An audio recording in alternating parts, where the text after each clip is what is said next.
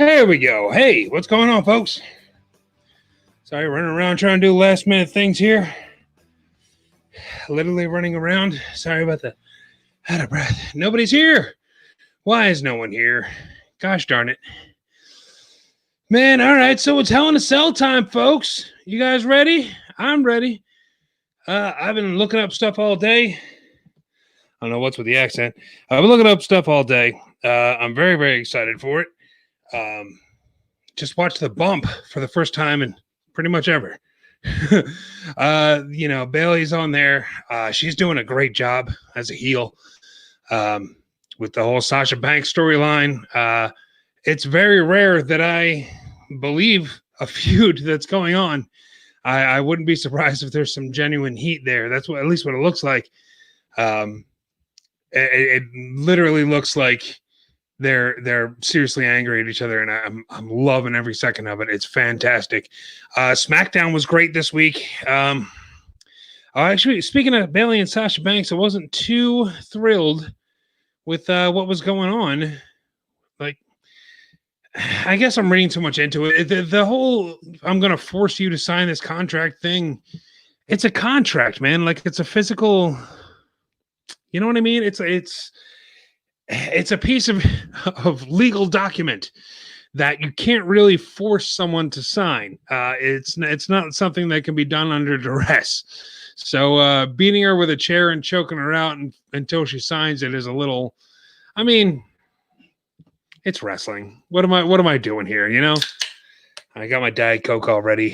I'm all set for this great event here, man. I'm super excited for it. I'm still sending out notifications. We're live here, folks. If you didn't know, if you're just listening to the podcast version,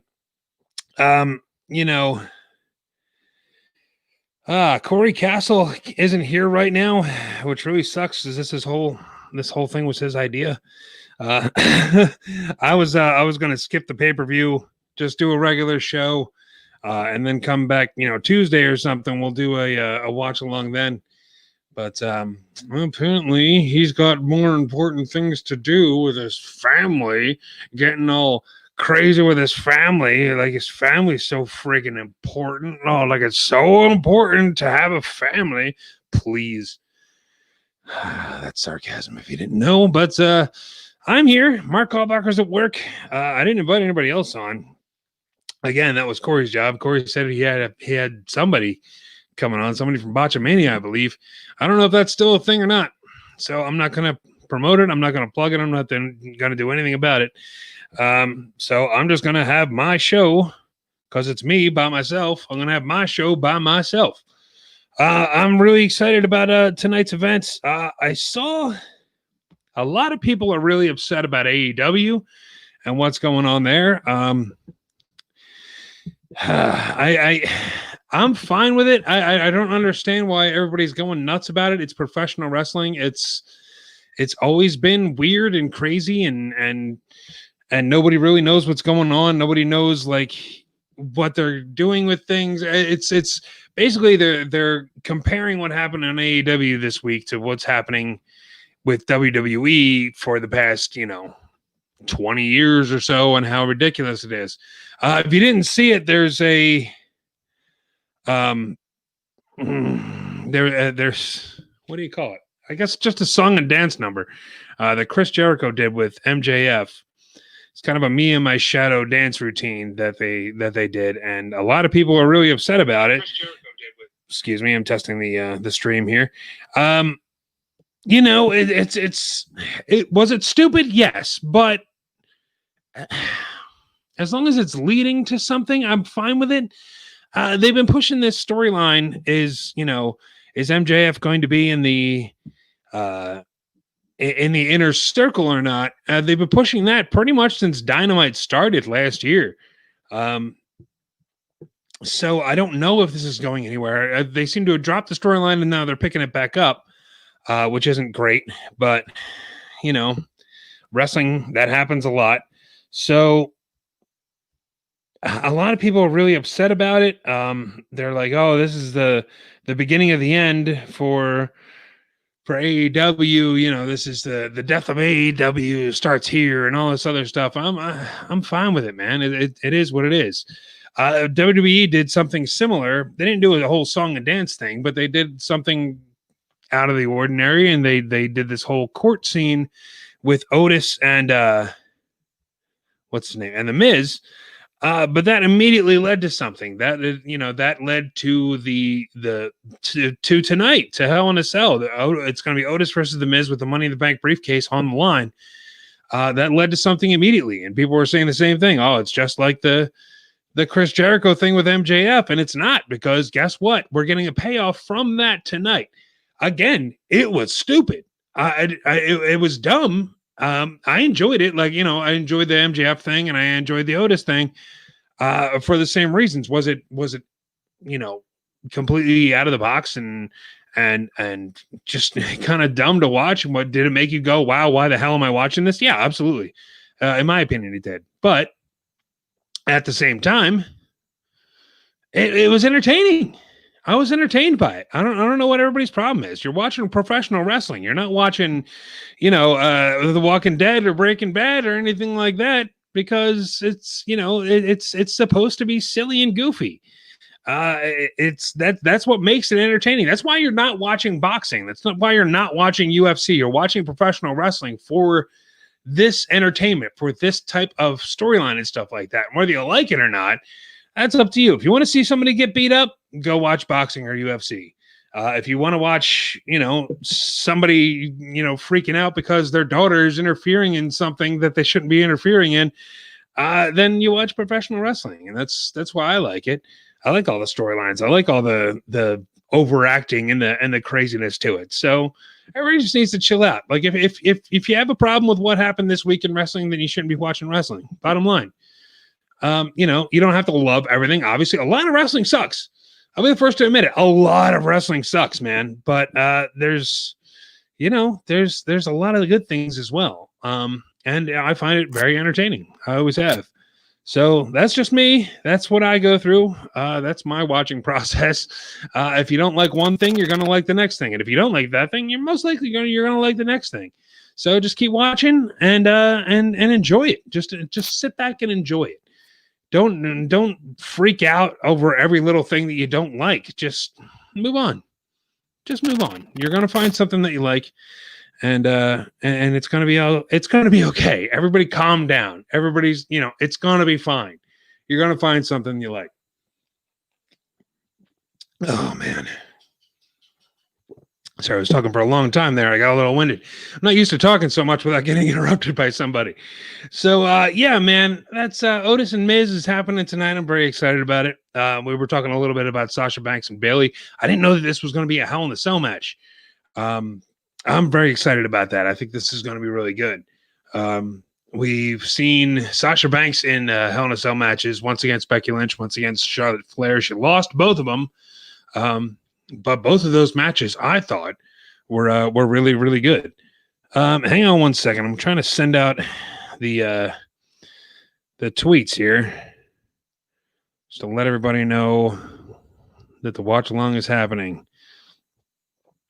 The Sasha Banks and Bayley storyline has been going on for a while, and I love the fact that it's long-term story booking. The writers reportedly were so happy with where the storyline was and how good it was that they just didn't want it to end, and they just kept on going with it. And if that's how you have to book long-term storyline, if that's how you have to do long-term writing, I'm fine with it. Keep doing it because it's really good.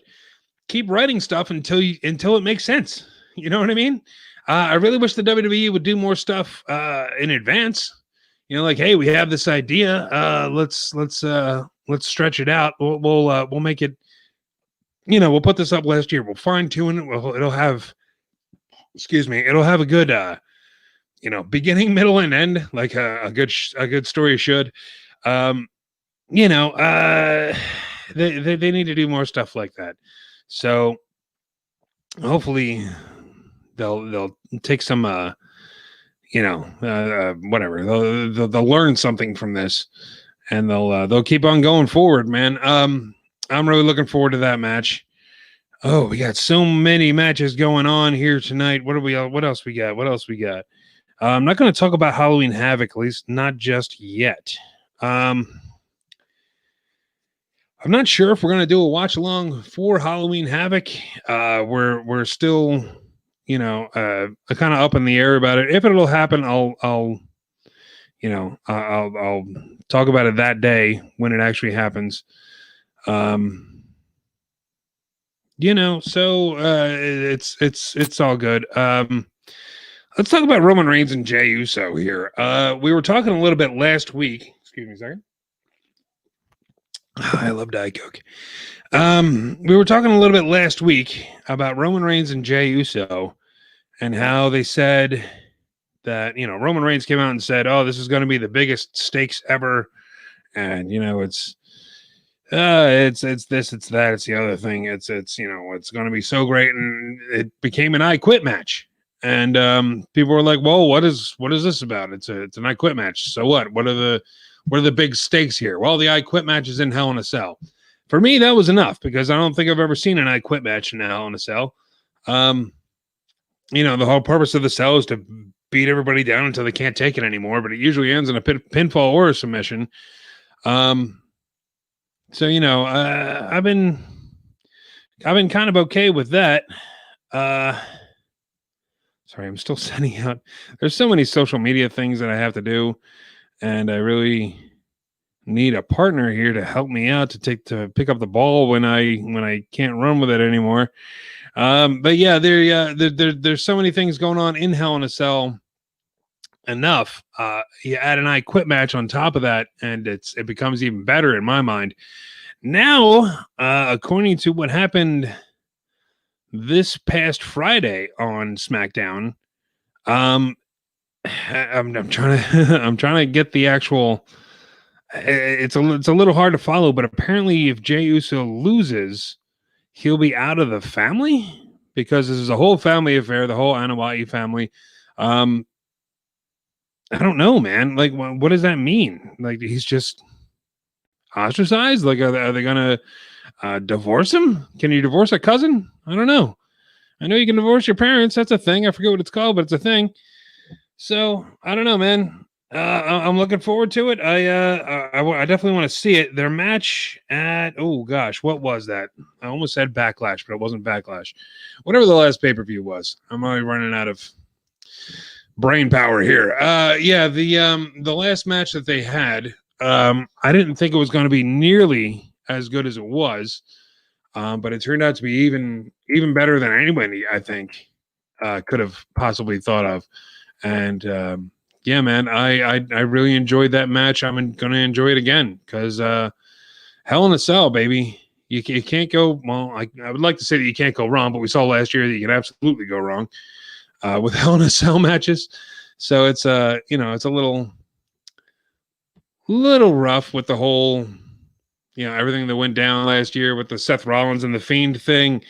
I'm curious to see what they're doing. But we have 3 Hell in a Cell matches tonight, and I believe you have the 3 Hell in a Cell matches. You have Otis and The Miz, and then I think there's a 4th match, I believe. Oh yeah, Jeff Hardy and Elias. So those are the matches that are signed for tonight. 5 matches is not a lot. So they're starting at 7. I believe they're ending at 10. And I'm curious to see what they do, man. But you got to figure at least one of these matches is going to be going strong for a long time. Most likely, I'm going to say Drew McIntyre and Randy Orton is going to be the main show there to watch, the main match.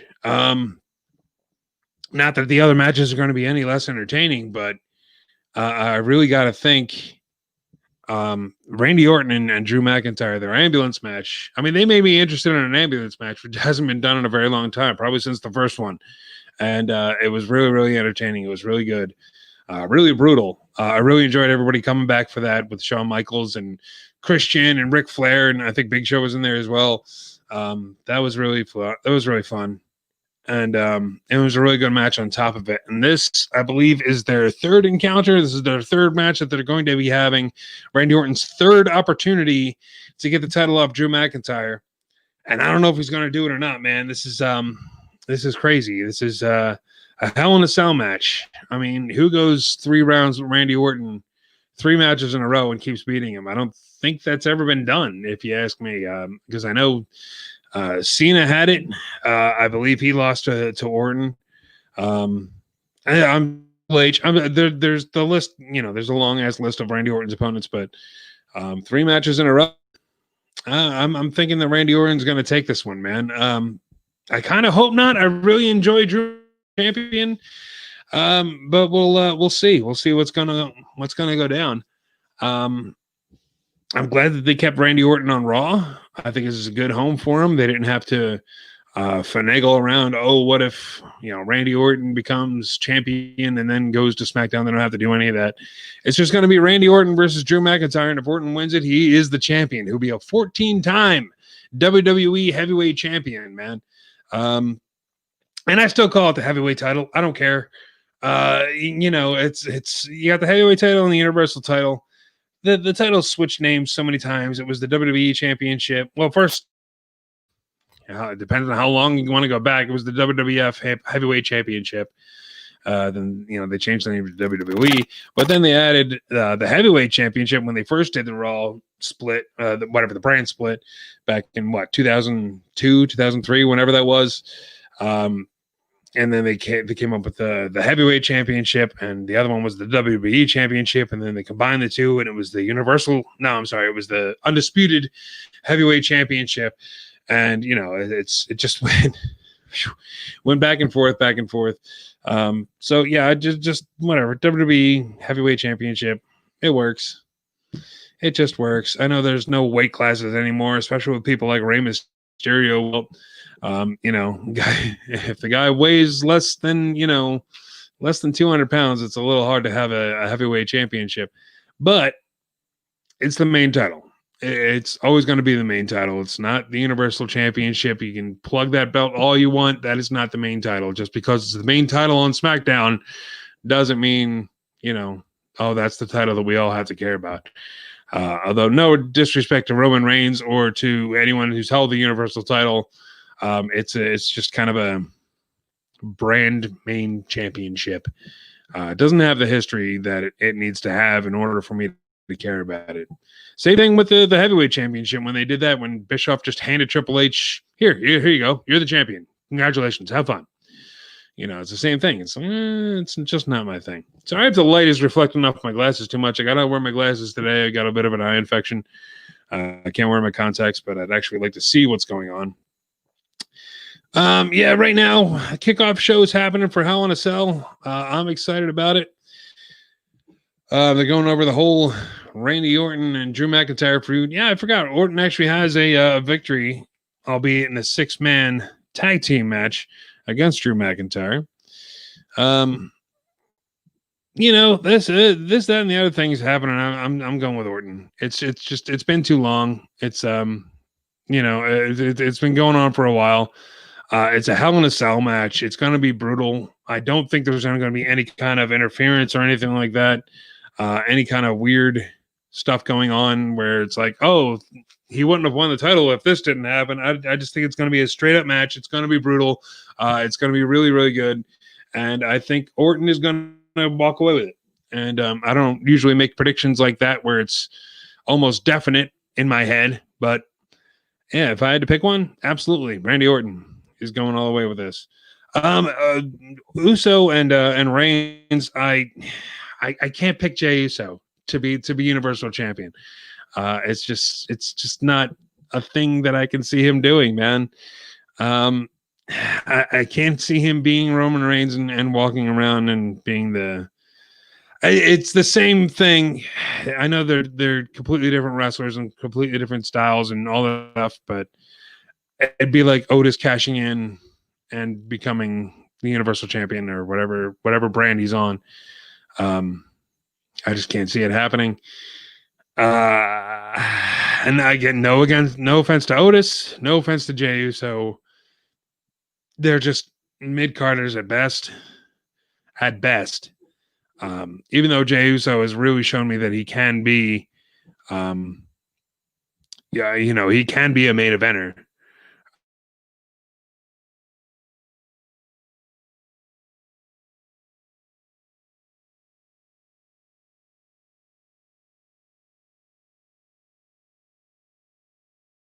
Please don't kick me off. There we go. There we go. I'm back now. The Usos together as a tag team are fantastic. And it turns out in singles as well.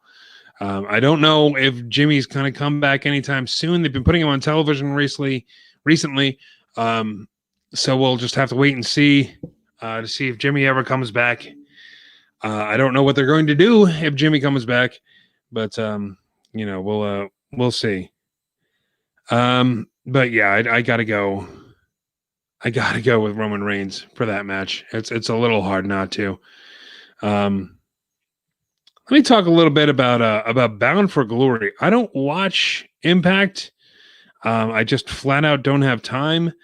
But there was a lot of things going on in Impact,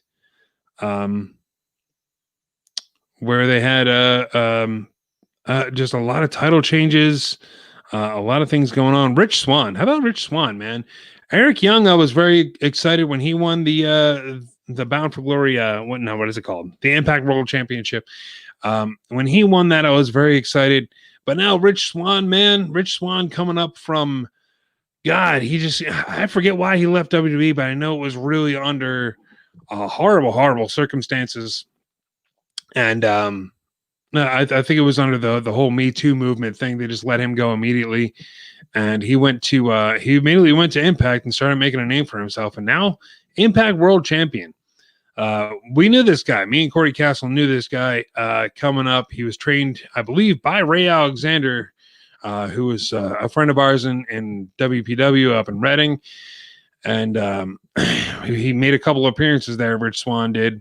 So yeah, it's fun to see that guy not only make a name for himself, but to be at the top of the card, man. The top of the card in Impact Wrestling. That's no easy task. It's big time. It's all you can say is he's definitely made it now. He's up there.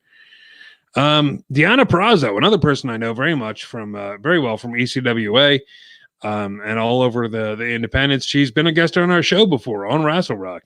Lost the title to a woman named Su Yung. Now, Su Yung, I do not know who she is. Let me take a look here. She's been signed to Impact. She's wrestled as Susie before, and she just won the Knockouts Championship. From Deonna Purrazzo. Now, it was originally supposed to be, I almost said Chelsea Green. What is her name? Kylie Ray? Smiley Kylie. You know what I'm talking about. I don't know what happened here. I'm hearing that there was an injury of some type, but it wasn't a very serious injury. So hopefully we'll see her back soon, and she'll be, she'll be getting her Impact or whatever. They call it the Knockouts Championship, which I'm not crazy about. The Impact Knockouts Championship, the word knockouts worked when it was originally TNA. When TNA first broke and they had the dancing girls, the cheerleaders, and all of that, the knockouts worked then. The name, the Impact World Women's Championship. That's all you need to call it. Impact Women's Championship. Just call it that. Knockouts title is a little close to having the Divas Championship back. You know what I mean? It's just putting women on a different level than they need to be now. But the wrestling is very good. Women like Deonna Purrazzo are absolutely fantastic, and they. I'm glad that they're doing things like that, but they really need to drop that name. It's a little too sexist for me. I don't know. What do you guys think? Drop me a comment or whatever. Rick _ matters on Twitter. Let me know, man. I'm not too crazy about the name. It wouldn't take a whole lot. You don't have to change the belt, unless I don't even know what the belt looks like. Maybe it does say knockouts all over it, but I would just change the name. The name's got to go.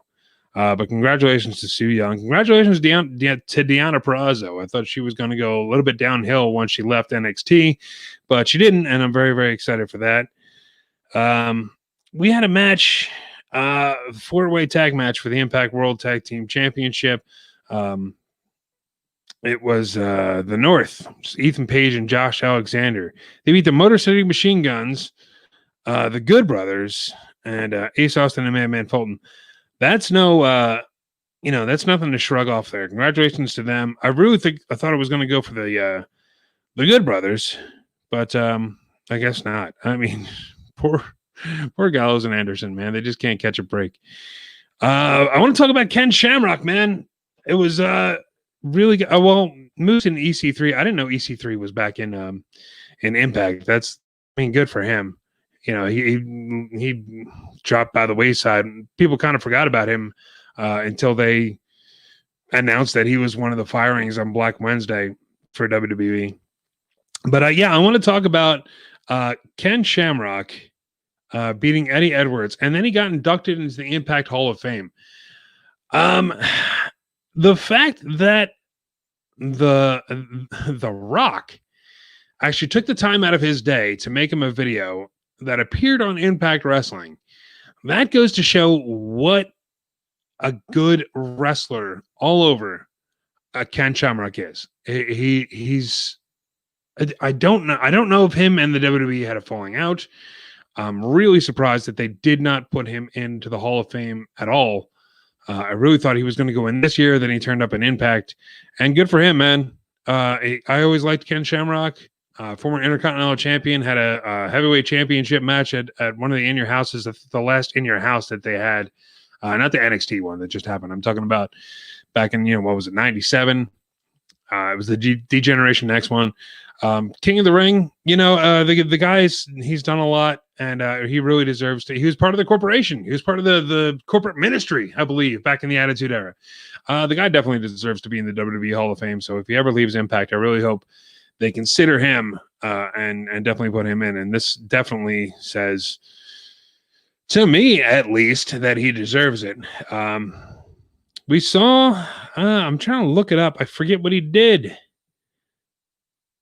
It doesn't matter. Was it James Storm? I was going to bring him up. I thought he was going to go to the WWE. I thought they were going to team him back up with Bobby Roode, bring the beer money back, but they didn't do it. He showed up in Impact, made his return. Rhino, good on Rhino, man. Winning the intergender Call Your Shot Gauntlet match. Winner can choose any championship of their choice. And since Rhino won, then Heath also won a full-time contract with Impact Wrestling. That's something there, man. I really hope Heath Slater. I know I shouldn't be calling him Slater anymore, but there you go. I really hope he does well in Impact, better than he did in WWE, because WWE kind of made him into a joke, and that wasn't very cool. Let's see. Let me take a look at what's happening on the network right now. We got R-Truth, my boy. R-Truth.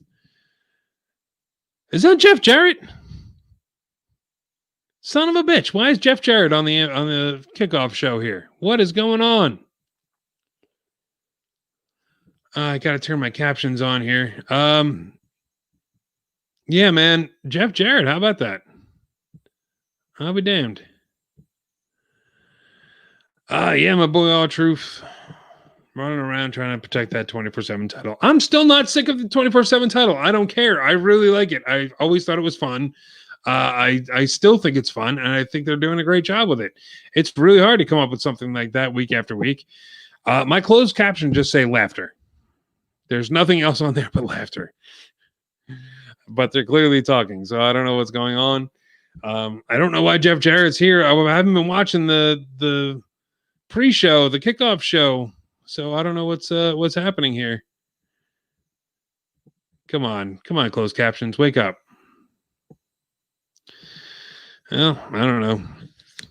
Good to see Jeff Jarrett, man. I hear he was on the what is that called? The Thunderdome screens. He was one of those people showing up there.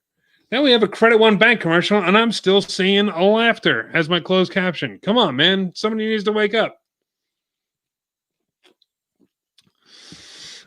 We got Elias on the screen now. Elias, let me tell you something. I talked about this last week. I actually downloaded the song.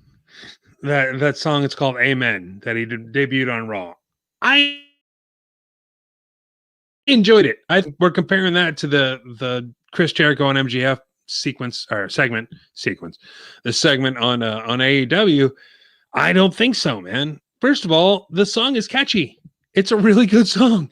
I'm not into country music, but damn, I'm all about it, man. I thought it was a really good song. And the MJF and Chris Jericho was not. It was not a good song. It was not catchy. It wasn't anything. And I like musicals. I'm a musicals fan. My favorite movie, one of my favorite movies growing up, was Little Shop of Horrors. Loved it to death. Book of Mormon, still one of my favorite plays I've ever seen, ever. Got to see that on Broadway. I was very, very excited. But it was very, very good and funny. And it was, whether you like the South Park guys or not, the son of a bitch has no story structure. But yeah, man, I'm downloading all the songs in my car and I'm listening to Book of Mormon. I like the Evil Dead musical. If you've never seen that, if you're a fan of Evil Dead, go download those, man. Pardon me, I'm drinking Diet Coke way too fast. But yeah, man, Elias and Jeff Hardy tonight. I don't think this is long-term storytelling. I don't think that's what they're doing. I just think it happened to work out that they brought him back and they made the very smart decision. Number one, to turn him heel, because he was a face when he went out originally. But also to bring back this storyline of Elias getting hit by a car, and to blame Jeff Hardy for it. I don't know why. I kind of forget what exactly happened because it happened months ago. But for Elias to come back, I know it had something to do with Sheamus, but for Elias to come back and immediately go, hey, somebody hit me with a car, I'm going to find out who. I think it was Jeff Hardy. And to immediately go after Jeff Hardy, that's amazing. That's absolutely incredible. This is Attitude Era stuff right here. This is what everyone's been wanting to see, and I don't understand why more people aren't talking about it. The Elias's return, when he jumped in the middle of that three-way match, but it was Jeff Hardy, it was AJ Styles and somebody else. It was Seth Rollins. It was a really good match. And Elias's guitar shot to Jeff Hardy came out of nowhere and scared the hell out of me, and I thought it was brilliant. I wasn't expecting it. I didn't see any news websites reporting on it or anything like that. And boom, it happened. And I thought it was great. And the fact that it led up to they did it. What, 3 weeks ago? Was that when it was? 2 weeks ago, something like that. 3 weeks ago. And they've kept it entertaining throughout this whole time as a lead up to a Hell in a Cell match. I think that was really, really good. Corey Castle might be back, or he's not. Hey, Corey, I like your couch. All right. Well, I guess we'll get back to him in a minute. Hi. Oh, there you are. What's up, bud? How you doing? Good. Sorry, I was on a little rant there. I was watching the WWE Network. I didn't see that you joined. How's it going? Yeah. Hi. It's good. I'm cold. I just got back. It's like rainy and wet and stuff. Yeah. I was just outside in this like pumpkin patch thing. There's like bonfires and such, and I was making s'mores. So I might have a little sticky face. October, man. It's that time. It's that time of year. So, this whole bit, the courtroom thing, Law and Otis. Yeah. I was talking about that a little while ago. I enjoyed it. I thought it was okay. If they would have turned that into a cinematic thing, it would have been amazing. Like to turn it into like a cinematic, like kind of like the Firefly Funhouse like match, like from Mania or something. If they turned this into like a whole like movie thing instead of looking like just like a WWE backstage thing, it would have been neater, I thought. But I mean, it's not. I didn't dislike it. I'm just saying it could have been better. Yeah. And I tweeted out. I don't know if you saw it. That how much better it would have been if they would have made Teddy Long try to read back what Asuka said, because he's like, I got every word of it, playa. If he would have been like, and then be like, yeah, read it back to me, and be like, la la boy, blah blah blah. If he would have just done gibberish, yeah, that would have been funny. Would have been really funny. Actually, they should have done that. That would have been funny. I enjoyed it. I think this is as cinematic as this was going to get. I didn't think they wanted to spend too much time, too much effort Right. putting in like this much of a. I mean, wasn't much more cinematic than the Money in the Bank match itself was. Yeah. So Well, I mean, this is like kind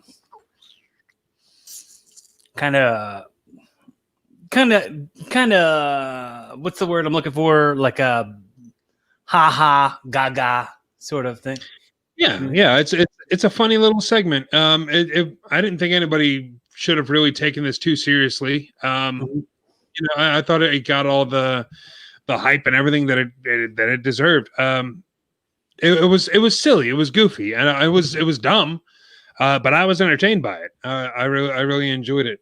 Have you seen Jeff Jarrett's on the panel here for the Hell in a Cell kickoff? Oh wow, yeah. A lot of talk about Jeff Jarrett this week for me. I've been just having conversations about old wrestling and stuff. Talk about how like he did this like shoot promo on an episode of Raw that doesn't age well, does not age well at all. He was like, everybody's mad at me because my daddy was a promoter that Vince put out of business, but at least I'm not some black man who can't even speak the English language. Like he like was racist. Whoa. Boom, like bam, right. I was like, oh, I did a pearl clutch. Oh my god, what? This was on Raw. Yeah. Oh wow. I don't know. I was just watching some random Monday Night Raw on the network, and like that popped up, and I was like, "Whoa! They didn't edit this out." Yeah, man. Attitude Era was a crazy time. I'm assuming he's talking about Ahmed Johnson. I got to think that has to be it. If you were gonna assume anything, yeah. I mean, Ahmed Johnson can't speak any language. It's not that it's not English or whatever. It's just not words. Like, did you ever watch those subtitled? They just like make up. It's kind of like bad lip reading, but they do it for Ahmed Johnson for like his promos from like WWF Attitude. He's like, and then they just like put what it said. Yeah, those are really fun. I got to see if they're still on YouTube. I'll post them to the Rassle Rock Facebook or something like that. Can you put them? Can you put them on the screen right now on the StreamYard? Probably not. That would take some time. But yeah, go ahead. You talk for a while, and I'll go look for that. I've been talking for 35 minutes. You go ahead. Dude, while you're looking for it, could you tell me what I've missed? Anything amazing? No, I didn't see too much of the pre-show. Mainly, I was talking about Impact Bound for Glory. I don't know if you heard much about that. Put Rich Swann over for the title, the heavyweight title. Like I just saw that. That's really cool. Good for him, man. Good for Richie. But yeah, I don't know. I didn't read much else. I didn't see much else. Well, I know Ken Shamrock was inducted into the Hall of Fame. Okay, which was cool. And he got a video induction by The Rock. Oh yeah, yeah, that was kind of cool. That is kind of cool. Well, like I saw the they had like a panel, kind of like this panel that's on the WWE Network right now, but it was who was D'Lo Brown was on it, and somebody else was on it, and they were like, "Oh, let's shoot." There's star-studded shout-outs by everybody, and they were like, "Let's cut to one of those right now," and then it was just nothing, and then they just showed nothing. It was just technical difficulties, and then it was like they were just waiting there. And then it started like a video, and it was like an iPhone shot video. It was like, "Hey, I'm Bret Hart, the Hitman Hart. I'm just here." Like, but like, it was like it was posted on Twitter by like the Botchamania guy. Yeah, that's funny. All right, let's see if I can. I don't know how good this is going to be, but I can see if I can do it. See here, I gotta share my screen. Do you have a share screen button down at the bottom? Yes. Okay. I do. Just checking. Yeah. I never know what's happening on the other side. So I was just checking. I could do it too. So here, let me play this for you. Get ready for what that stupid little real to face. Cause you need the real superstar in WWE. And I'm gonna beat you. And no one gonna come say you're sorry, Carter. Just make sure you got me on the field. Juice, make sure. Listen up, punk. That little Listen ass up, punk. get back with you with the ass whipping I'm gonna give you in the week. If you want to step up, come see, bring it on. Cause I forgot to take my medication in the morning, and I was really bad mood. Eat a reef. Oh, Gulak's got a match. Good, man. Between us, but air up duty, boy. So go ahead, bring your toy and get real. Because there ain't nothing on this earth that's going to save you from this sad weapon. Sam Ripper. Oh man, good stuff, man. Good stuff. Yes, very much. Oh, it's still playing. Sorry, hang on. Look at the selling out of the Cricket Wireless. Yeah, geez. What a real cash in, real sellout move by the commentary team. Yeah. The beast doesn't include selling out. It's like some people do things just to get paid for it, and that's just really sad.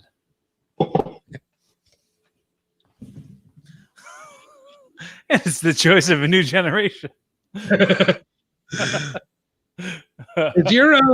Is your closed captioning working on my TV? Yeah. Yeah, mine it just says laughter. That's all it's been saying for the past 10 minutes. Portion of the 24/7 bell rings. Yeah. So, hey, little Jimmy, you don't have to read. How you doing? Right, it's going up. It's going slow. It's not. But it's never reliable. It's never like the most reliable thing in the world. But it is working. Yes. Mine has only said laughter for the last 10 minutes. That's all. Maybe it's listening. Maybe it listens to the show and it just thinks we're good. Maybe it just thinks we're funny. It was just listening to the Ahmed Johnson thing from Warzone. They're like, what a good segment. Laughter. Oh man. So I'm glad they're having an actual match for the 24/7 title instead of just being chased around. Mm-hmm. This is fun. And anytime I see Drew Gulak in a match, I'm very excited because I need to use him more. It looks like he's and this isn't a knock, but it looks like he got himself some good hair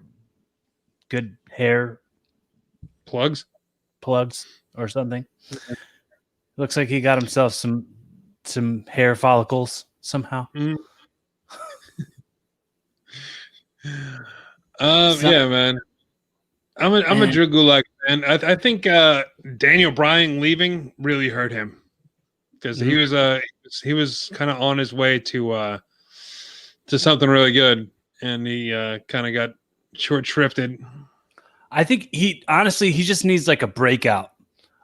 I said the same thing. This thing for like Murphy and Seth Rollins is going to break out Murphy, and he's going to be one of the big stars of our generation. Like he's going to be like Batista level big in wrestling.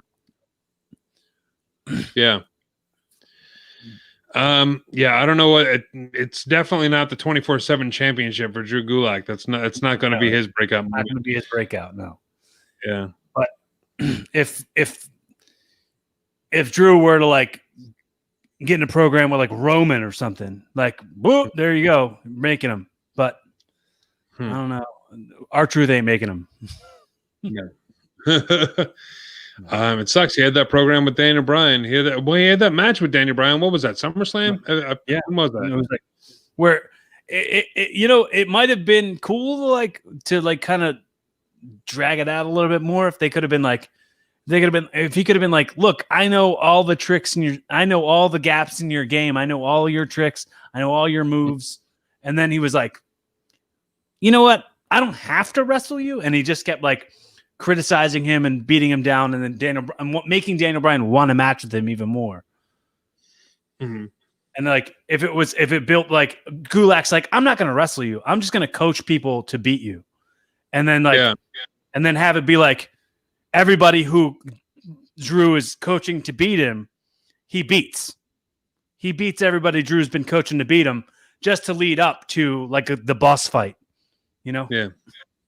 I mean, that's where I thought that gimmick was going. Because remember, he had like Heath Slater in there. He was doing all kinds of stuff. He was doing the coaching things, like, oh, I know how to beat you. But then it just turned into, oh, well, you're really good, so I'm going to have you be on my side and help me win matches, which I thought was kind of. I didn't think that was the way to go. Heath Slater isn't the type of talent you know what I mean? Like, you wouldn't go like, oh, he should have been just like a rotating door. You know what I mean? Could have been like a rotating door of talent. Like he in like the first one. And then the next star that he tries to coach is a bigger star than Heath Slater. And then a bigger star than who that star is. Yeah.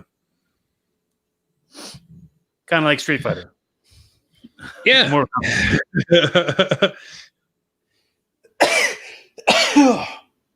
Excuse me. Thank you. I think Drew definitely taught R-Truth how to do that move where he pulled himself up onto the top turnbuckle. That's definitely like a Jakara style move. Mm-hmm. Drew's like, all right, wait, I'm going to do this thing. I want you to do this. Right. Show him before. Whoa. You're just giving them little punches to the head. Nuts. Drew Gulak did not win that match. It was a nice finish, though. It was kind of a roll-up finish that we've seen a lot of times, but I mean, it was a different way to go into it, so I thought that was cool. Victory roll sort of thing? I mean, it was like a victory roll counter, sort of, right? Yeah. Ooh, who this? Is that Tozawa? Yeah. Lucha House Party in Tozawa? Are they all trying to go after the 24/7 title? Is that what's happening? I guess. He's hiding out with Jeff Jarrett.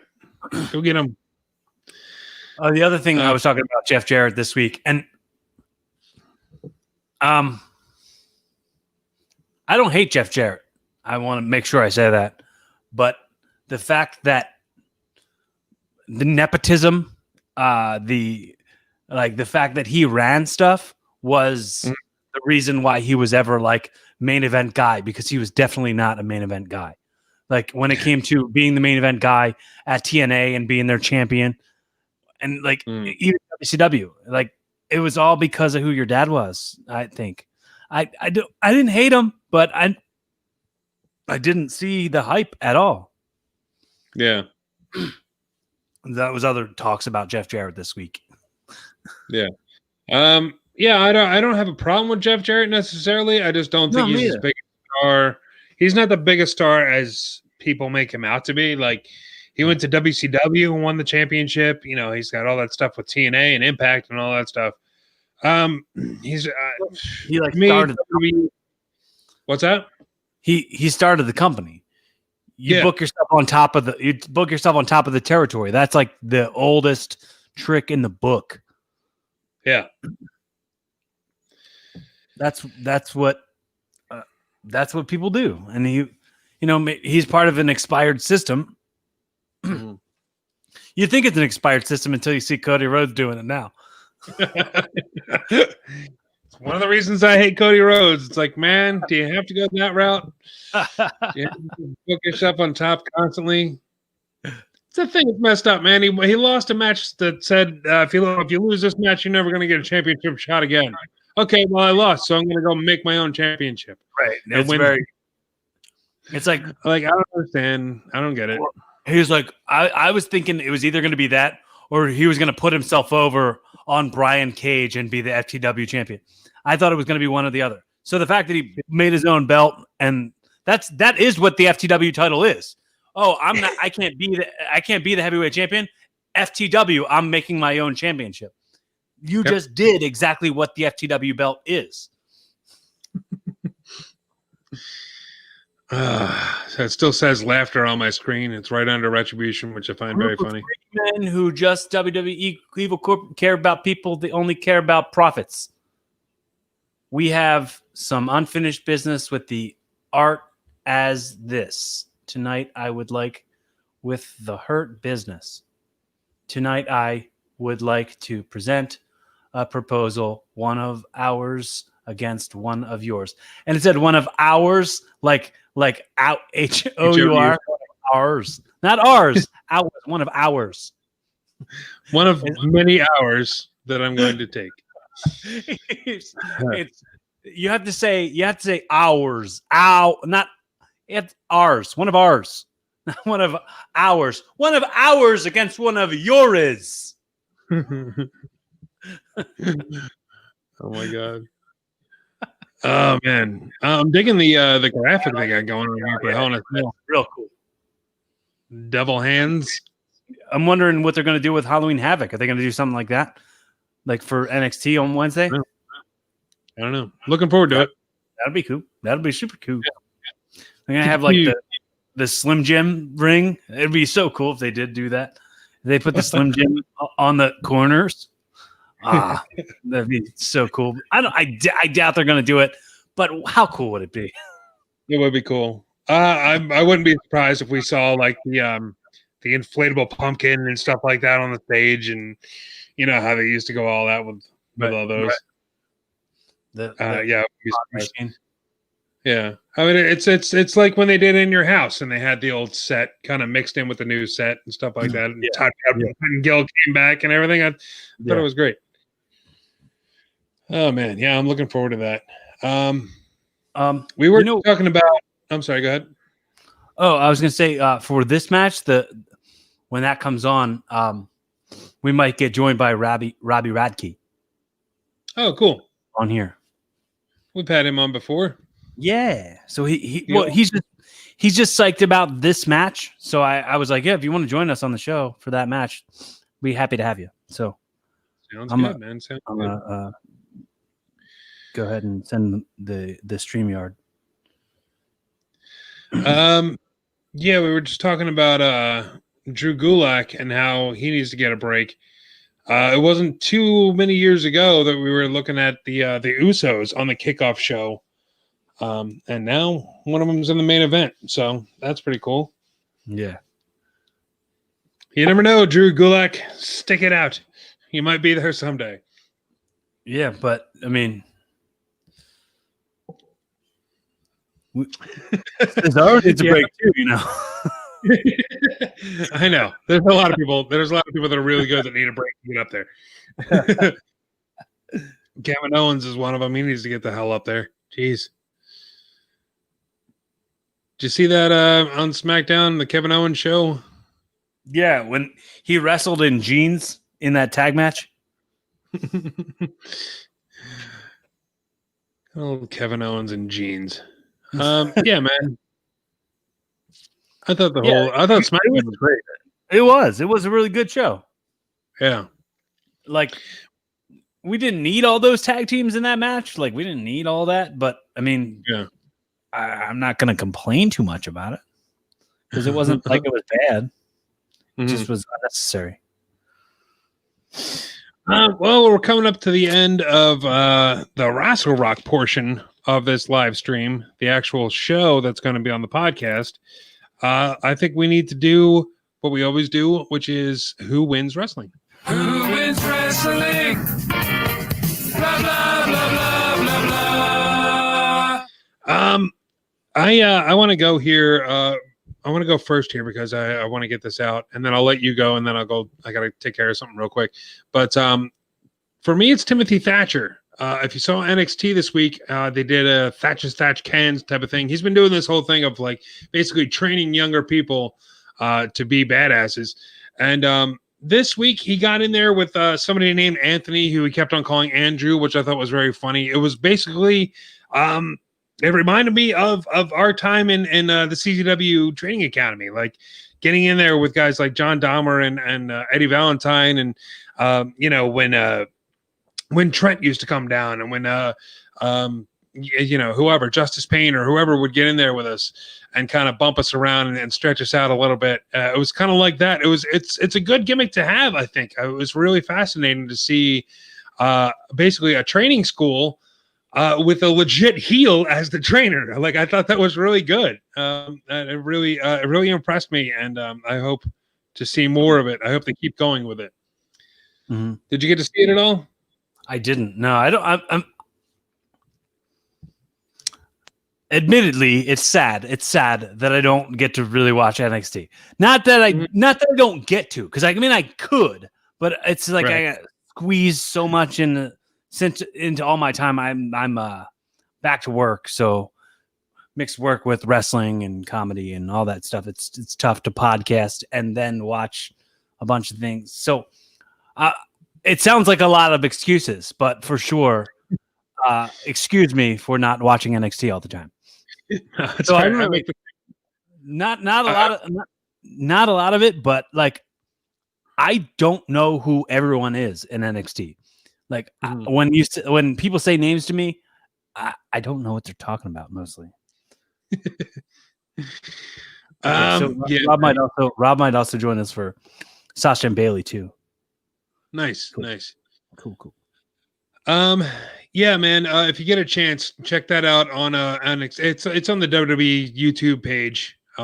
Timothy Thatcher's Thatch Can, which it's a cool name. Cool ass name. It's cool.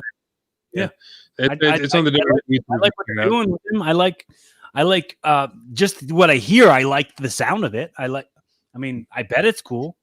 And if you say he wins wrestling, then cool. I'm glad, and I wish the best for him. Yeah. I don't know who Timothy Thatcher is. Maybe I've watched one of his matches. You probably have. He had that. I was like that cage match with Riddle. Yeah. He was. I saw that. I saw that. But yeah, I don't really keep up too much with NXT. It's like 5 minutes on YouTube if you ever get a chance. But who do you got for this week, man? Who wins wrestling? I'm gonna give you the screen here. Chad Gable, all the way. Chad Gable wins wrestling for me because he was like, did you watch the promo, Rick? Oh, I guess you're not on anymore. But in the promo, he was like, Shorty G is a character that shows everybody to just accept who you are, and anyone can do anything, but it's not getting me anywhere. Anyone can't do everything. Like anybody can do anything is nothing. Only I can do anything. And then he started putting over the Olympic Games and the just the amazing wrestling talent, which like has been denied, and he's been undeniable for so long, and he's been denied. So now he's kind of taking the bull by the balls kind of thing. Is that how that saying goes? Am I saying it wrong? Is it bull by the balls? Okay, yeah, he's doing that, and I hope that I hope this leads to somewhere good. Gives him the breakout moments that he's been needing for so long. You thought that it's kind of like they've been dangling a carrot in front of us with Chad Gable for so long, and now they're just kind of pulling the trigger on the whole thing. And I hope it leads to somewhere cool because he's way too good for being made a joke like that. So the fact that he's owning how good he is, and I'm looking forward to it. I'm looking forward to where they go with Chad Gable, Ready, Willing, and Gable. If they bring back the stupid towel, I hope they don't bring the towel back. But the thing that he did in NXT back in the day, back when I used to watch NXT, when he was with American Alpha, he had the towel. I liked him, and he's only improved a lot since then. And dude, honestly, I think all of wrestling is winning, and it's tough for me to say that Bayley's promo was really good too. Like that contract signing. I'm so tired of contract signings forever. Contract signings suck.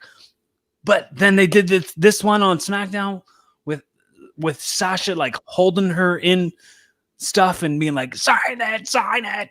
It was super cool. And then like putting her in the one thing and her escaping from it. And then finally getting her into having the chair there. That was cool. I'd say Sasha Banks and Bayley, that promo on SmackDown for the contract signing is top level stuff. And I was impressed. I am also impressed. I mentioned earlier, I wasn't too crazy about the fact that it's a legal document they're signing under duress. Kind of took me out of it. But no, like, do you know what's funny? It was like when she was like, sign it, and she like held the title, and she's like, give it back to me. And it was like it was kind of like a little elementary school moment.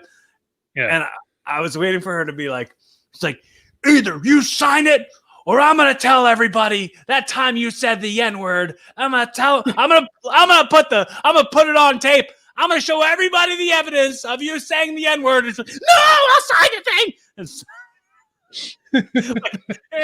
like any like way to blackmail her. Like, oh, what are you gonna do if I don't sign it? Well, I'm gonna tell everybody about all that smack you talked on the fans and have her like, you remember the Batman Returns promo when Penguin was like, oh, I played this stinking city like a fiddle out of hell. Like, that'd be one way to go with it. Yeah.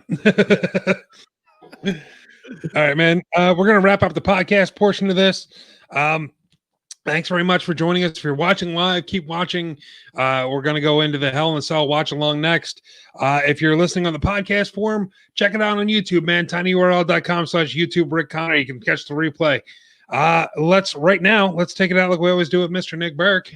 It's so hard to say goodbye to yesterday.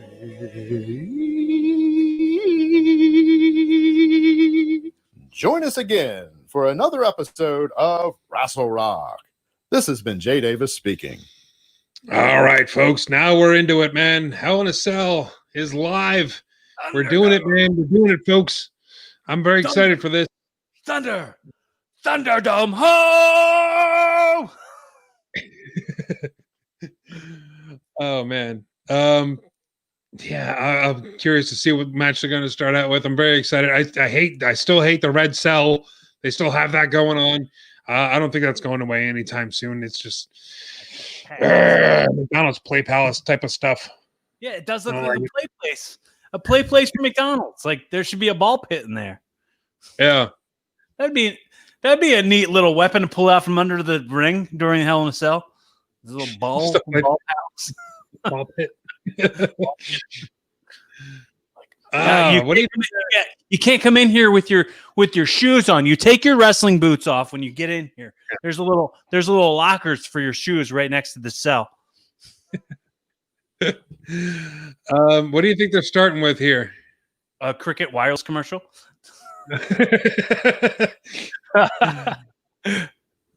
Hopefully not this. Hopefully not Jey Uso and Roman Reigns. But that might. I mean, maybe they're going to start with that. I mean, they're dropping the event actually be Sasha and Bayley. That'd be sweet. Oh yeah, it looks like they're going to do Roman and Jey Uso as the first match. As a first match, yeah. I mean, you figure they got 3 Hell in a Cell matches. They got to start, with one of them. They're not going to have 3 in a row or anything like that. There's only 5 matches on the card. There's only 5 matches on the card? As of right now, yeah, unless they add something. So we'll see, man. I don't know. 3 out of the 5 matches are Hell in a Cell matches. So I guess they're going to try and space them out. It's a house show. in your house show. Yeah. Hey man, do you mind if I just go take a real quick bathroom break? I'll be right back. Yeah, man, go for it. I'll be right back. Because it's Halloween time. Yeah, man, I'm excited for this. I can't believe they're starting with this. That never occurred to me that they were going to start with something like this. But then they got 2 heavyweight championships in the Hell in a Cell match. Plus the women's championship is in the Hell in a Cell match. I mean, why not just have them all? If you only have 5 on the show, why not?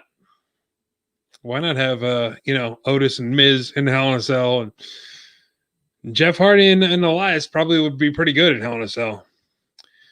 This is taking me back to oh gosh, when was it? 2016, 2015, something like that. When we had Roman Reigns and Rusev in a Hell in a Cell match, which was a good match.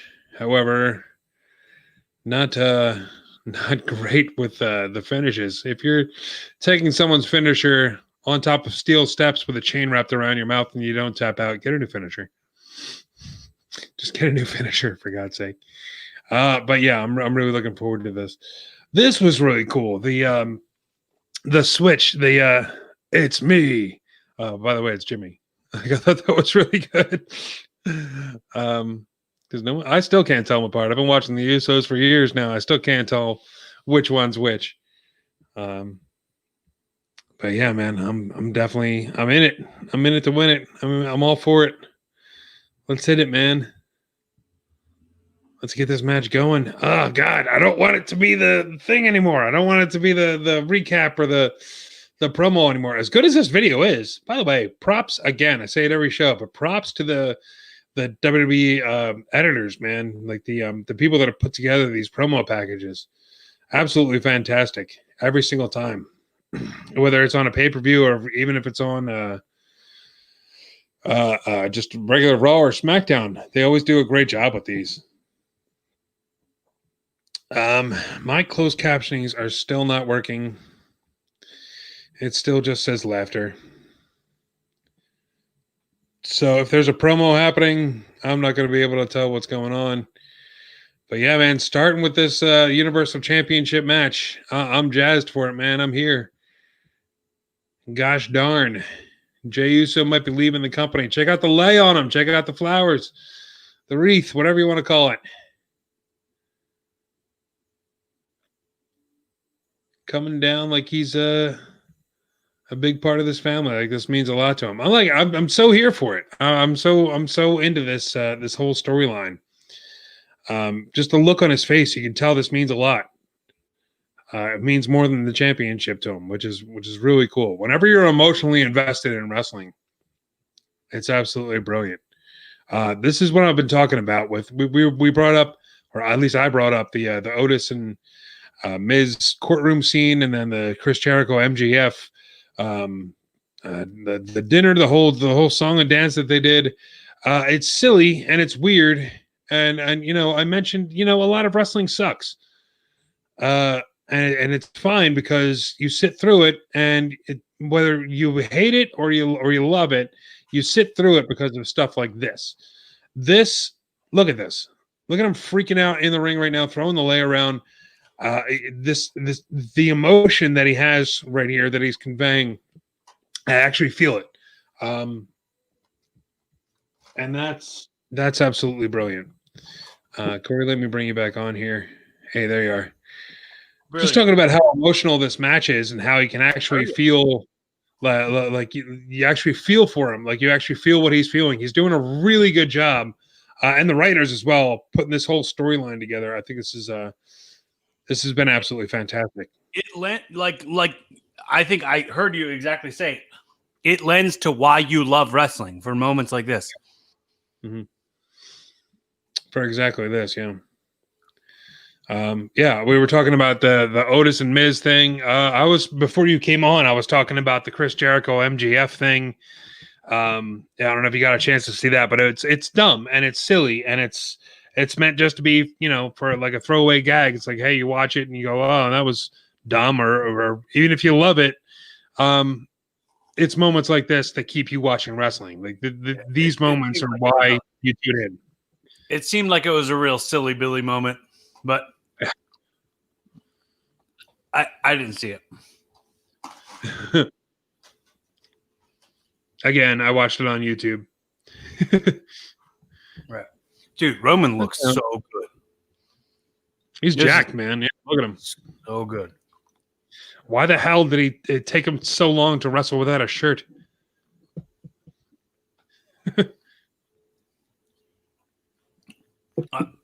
I don't know why he wants that thing to. It looks like a cast instead of like it doesn't look as bad. Or like it looks like a. Remember those Nintendo gloves? Power glove? Yeah. That's what that looks like.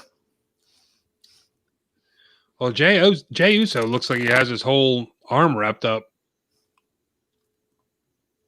I don't know what's going on there, if that's just a sleeve.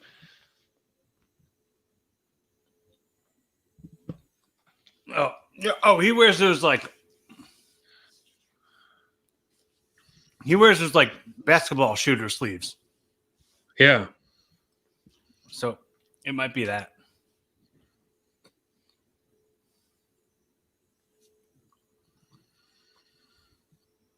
I can't tell what Paul Heyman's saying. The stupid captions are still not working. Those are consequences that will occur tonight. When Jey Uso says I quit at the hands of the dominance of the reigning, defending, undisputed Universal Champion, Universal Heavyweight Champion, and your tribal chief, Roman Reigns. Nice. Well, you expressed interest in what he was saying. Yeah, I did. Yeah, that's exactly what I wanted you to do. So good.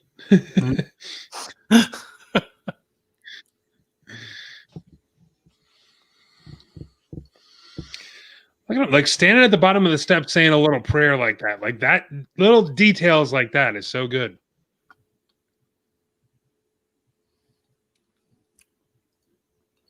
Yes.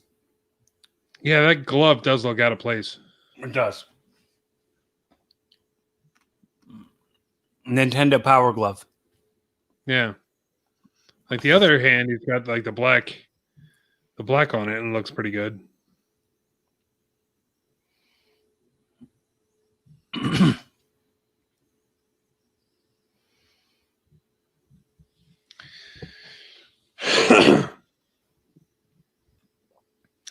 I mean, not for nothing. This would look so much more badass if the cell wasn't red. Oh yeah, yeah. The redness makes it look like a fun land. It doesn't look like it's not as intimidating. Yeah.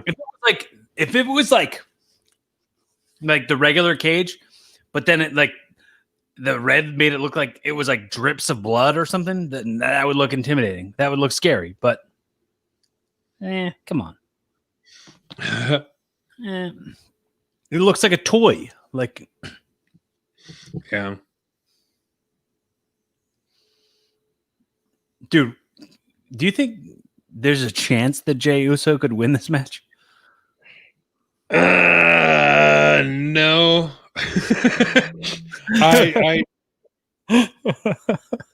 I really want to believe that he could. Yeah, but me too. I want to believe that he could actually win, but he just can't. He just won't. Yeah. It ain't gonna happen. There's going to be a thing where Jimmy Uso gets involved too. I bet. Like maybe they involve more family members. I don't know. have Naomi come out and stuff. Yeah, why not? Mm-hmm. I don't see why not. Bring more family members. Rikishi's still alive, isn't he? Bring him back. They had Roman would be such a heel if he Superman punched Naomi. People would hate him. Oh my god. Yeah, you know what? I'd be here for it. I'd be into that. If Roman Reigns were to Superman punch Naomi, nobody would ever like him again. Remember that time you punched Naomi? But it's funny, man. Like I was trying to think of if they did that thing during the Blake, I'm sorry, the Murphy and Roman or Murphy and Rollins thing, where like Aaliyah got involved and she was like going down to stop Rollins from hitting him with the kendo stick. If she would have came down and started hitting him, if she would have like that would have been so like she clearly wasn't gonna like throw like work punches. If she would have just like hit him, people were like, "Whoa, Mysterio's kid's badass." Like if she instead of like just jumping on him and trying to protect him, if she was like, "Wow," she just went after him. It'd be pushing an envelope. You know what I mean? And that might be something they're not willing to do for corporate reasons. Yeah. Yeah, it's rare you see a man scrapping it up with a woman. Unless it's Nia Jax for some reason. For some reason, everybody's fine. Or they did Ronda and Triple H at WrestleMania that year. Yeah. Yeah, that thing does look like an ace bandage or something that he's wearing. Looks like he's got carpal tunnel. Doing battle with the keyboard warriors. I don't know if storyline wise, maybe I missed part of Paul Heyman's promo or something like that. I don't know. Maybe it's got something to do with something. Can't hear what the commentator or anything because he's got like a picture of something on it. It's the same picture that was on the front of his vest thing.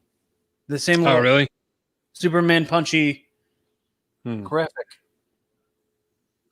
The Jumpman Jordan, but with the punch man. That's what the Jordan thing is called. The Jumpman. His should be just called the Punch Man. Punch Man. He's got a little Punch Man on his little wrist cast thing. Hey, I lost my stapler.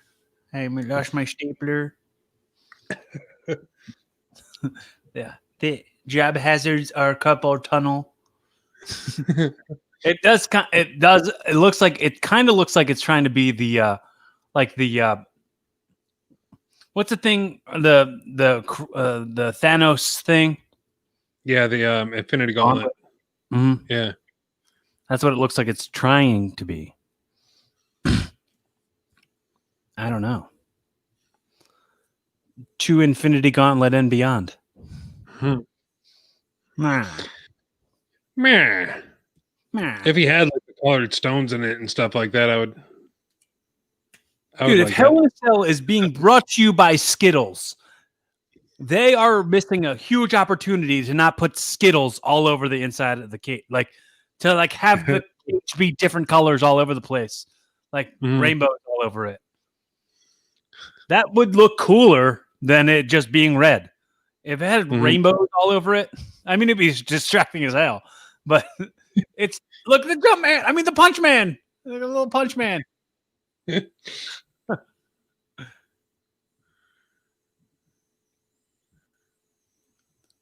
Skittle by Skittle, brought to you by Skittles. Oh, we got Mark on. Yeah, what's up, Mark? Oh, there you are. What's up, guys? Hey, how's it going? Hi, dude. What's going, man? It's a rainy day in the bar industry. Yeah. Yeah. Getting a lot of business. What's that? Getting a lot of business. Nah, the last 2 days was busy. Today is. I thought you asked him if he was getting a lot of digits. You getting a lot of girls' phone numbers out there? Not with this ninja mask all day. I ain't meeting anybody. Excuse me, lady. What is your phone number, please? Dude, I'm shocked, man. I was talking to a customer and I looked up. I thought they were just advertising this. I didn't think they were going to start the whole show off with this. Yeah. Taste the rainbow. Yeah, man. We were talking about that earlier. I mean, there's only 5 matches announced for this show, and 3 of them are Hell in a Cell matches. So I guess they got to spread them out. Either that, they'll probably have like 2 more filler matches we don't know about. Yeah, maybe. Did they have anything on the pre-show? Yeah, R-Truth versus Drew Gulak for the 24/7 title. You're kidding me. No, it was actually a decent match. It was a match in the ring. All right. It was all right. I'll be back. I got to go for the grab. I'll be right back. All right. We didn't get treated to the bottle being in front of the screen. Yeah, we get no advertisements for There's like, for random. I'll be right back. Just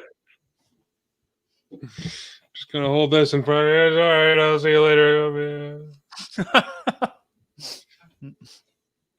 We've grown accustomed to his breaks being sponsored by a certain bottle of whiskey. Yeah, Not this time. Ooh. that was a nice Hi, drop lady. kick. Hi, lady.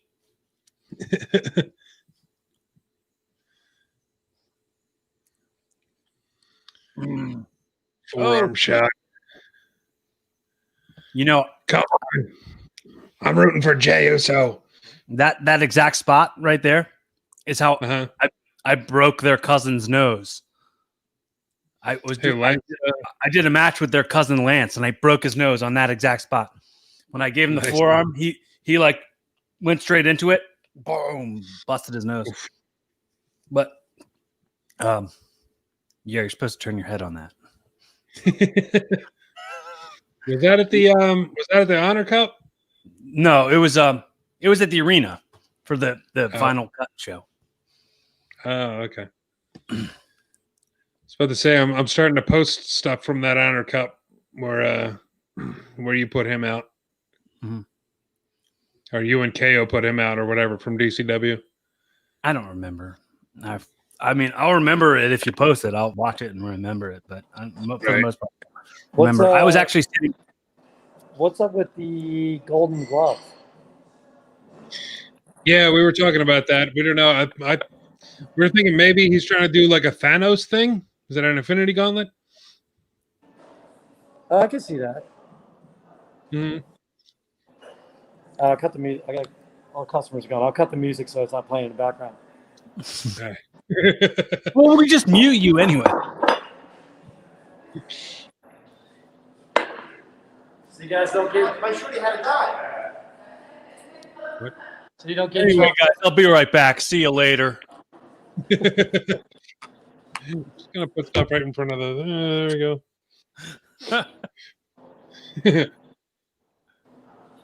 It's a good match so far. Yeah. It's so basic. It's so basic, and it's good. It's good to be this basic. Yeah. Nothing like too complicated. There's nothing wrong with that. No. Yeah, there is nothing wrong with that. You don't have to go too crazy for a match anymore. As long as you tell a good story, what the hell does it matter? Yeah. I want to see how much they're going to get me, like how much they're going to hook me, like how much they're going to get me thinking that Jey Uso might actually win this title. Yeah, he doesn't have his little sleeve thing anymore. Yeah, he took it off. Yeah. Maybe he's going to steal the Infinity Gauntlet thing. Yeah. He's like, it's mine now. It matches my gear better. Say I'm Iron Man and then like burn up.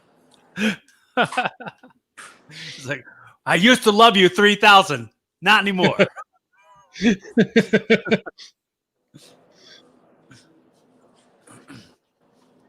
I still haven't watched that movie since it came out. I have like a hard time trying to go back and rewatch that movie.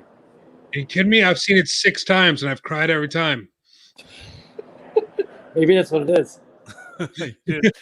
He's not ready for tears. I don't need a good cry anytime soon.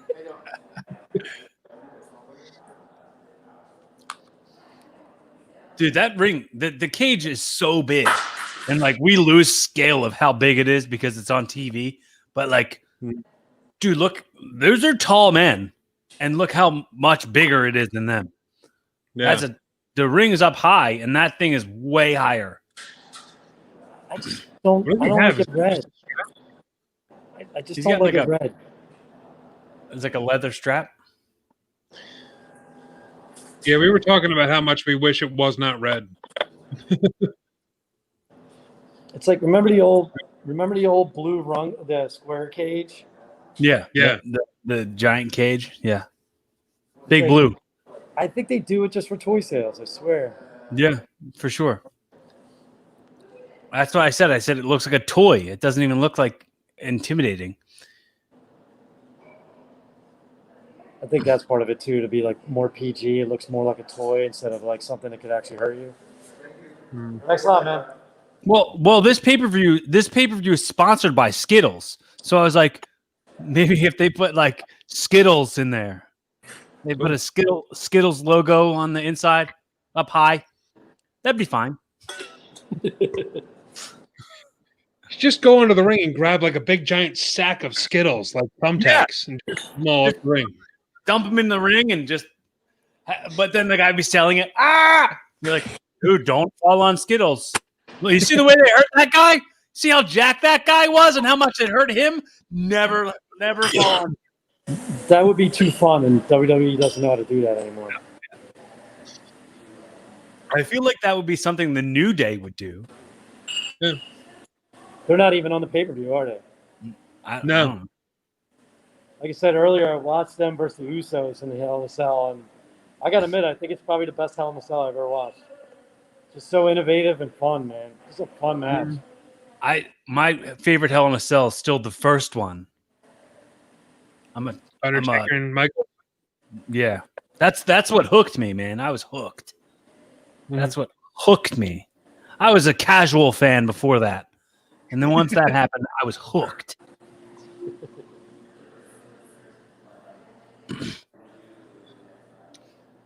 I'm selling that damn strap, man. Holy hell. Yeah, I mean, I can't. I wonder what it sounds like. It might be really loud, but it does kind of look like an ace bandage, though. Yeah, it does. Like an unraveled ace bandage. Like, oh, this is for the set for Hell in a Cell or for Halloween Havoc. This is actually the wrapping of a mummy that we're gonna put on the stage. And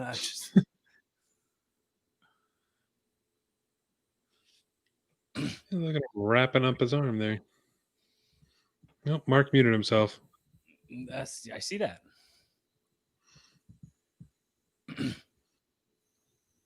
Where'd you go, Mark? I've never seen a strap thing like that ever. And it's not that color. Yeah. It's that weird flesh color. Yeah. It's nude. It's a nude strap. Nude. I felt like a mosquito bite or something. Ow. I have to wear glasses today because I have a mosquito bite on my eyelid. How's that happen? I don't know, but it happened to me because hooray for 2020. Yeah. Corona It's like, bugs. oh, what else? Yeah, Corona bugs. It's like, what else can I lose here? Oh, let's have him lose half his vision. That's awesome. Chris Keys watching said every time somebody gets thrown into the cage, Skittles fall from the sky. That could be an actual Skittles commercial. There's actually a Skittles giraffe at the top getting milked. The top of the cage. They milk the giraffe every time. They have the Inferno match inside of the cage, but it's just Skittles come up out of the Inferno every time they hit the ropes. So stupid. This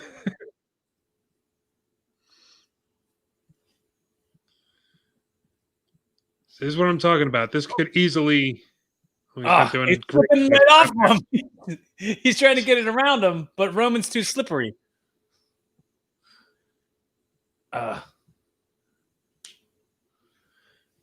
Mark, you're still muted.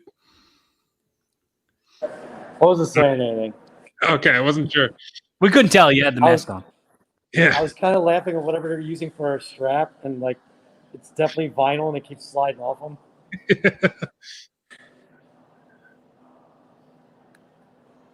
This is what I'm talking about here. Like, he looks like he's choking him out. And this could be. Honestly, did he just win? Did he just win? Tell me he just won. No, because he has to quit. He has to say he quits. Yeah, but if you can't respond to the referee. That counts, right? Then he didn't quit. So he's got to wake up. Is that There's a no- technicality we're gonna mess with? They have Is to that what say they're gonna do? the ref should have a microphone in his pocket or something. What the heck? I was gonna say he's Cover not. the record. Yeah, you're right. He's not carrying one. Oh, WWE breaking their own rules. Oh, are they doing it? Are they doing that? Is that what they're going to go for? No, he's gonna wake up. That he never quit, and then he can't lose the belt. No, he has to say it. If he didn't say it, it didn't happen. I don't know. Know who did say I quit this week? Shorty G. Shorty G said I quit this week. Shorty G quit. Yeah. He would lose this match. But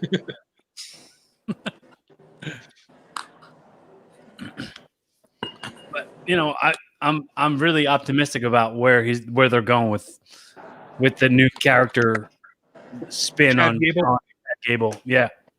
Mm. I was saying during the regular show, and I was saying I hope they don't bring that stupid towel out with him again, where he holds up the towel that says Gable. Shut up! No one cares about your towel. Don't forget to bring a towel. Your name on it. Oh man, that was a good sell. Yeah. Whoa. Oh, selling a sell. He's gonna knock him out too, and then he's not gonna be able to say he quits. Who booked this match?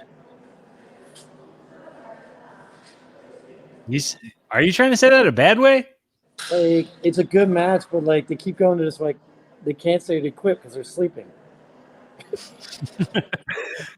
You can't say I quit if you're asleep. Why don't they just call it like this? The first one sleepy match or something like that. And I mean, they're treating it like a submission match, not an I quit match. Like there's a difference there. Not sleep in a cell, yeah.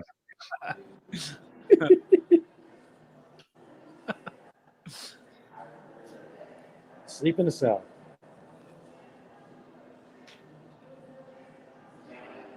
Nappy birthday. Yeah, stipulation is they have to be asleep long enough for to put a pillow under their head and put a blanket over them. And once you do that, the match is over. I didn't hear what you just said. So you got to put a pillow under his head and then put a blanket over him. That's how they. It's a tuck 'em in match. Hey, buddy. Bedtime story match. I'll be back, guys. Last man standing. I don't think this is a last man standing match. They would be counting. Last man awake. Last man awake match.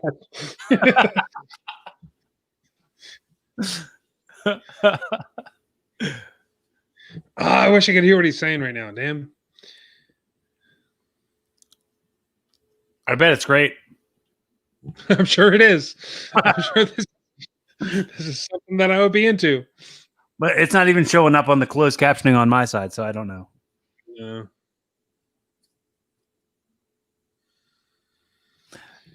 Mark's got a friend who's flipping us off, I think.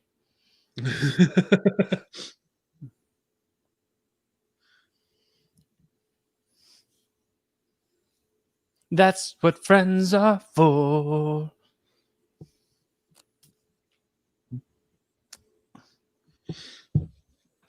Mark trying to explain to other people what he's doing right now instead of his job. Yeah, we don't care. No, we don't care. Why are those grown men wrestling in a ball pit at Chuck E. Cheese? I don't understand.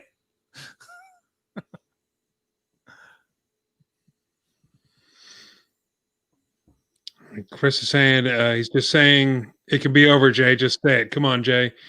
So he's basically begging him to quit right now. It's like, don't make me hurt you more type of thing. Kind of the same thing he was doing in the last match. The keister is our our official hearing it guy. Yeah. We're not hearing it. Thanks, Chris. Thanks, Keister. We should knock him out again. Did he just knock him out again? It's like it's not. He's selling. The rules of this match aren't if you snooze, you lose. If you snooze, you don't lose. It's a solid drop kick. Yeah.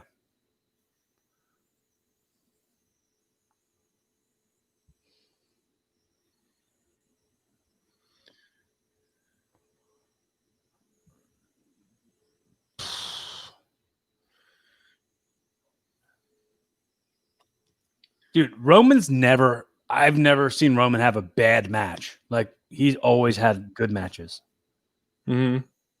He's super solid in the ring, and this is like the best run that he's ever had. Mm-hmm. So I'm just excited to see where it goes from here. But I think it's just only going to get better for him.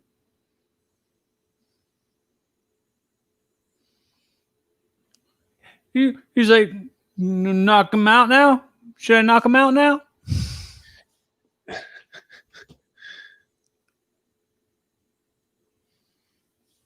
But definitely, this is when Jimmy should come out, and then this is like if he keeps knocking him out like this is when they should involve more of the, the Fatus and stuff, and the Anuwais and such.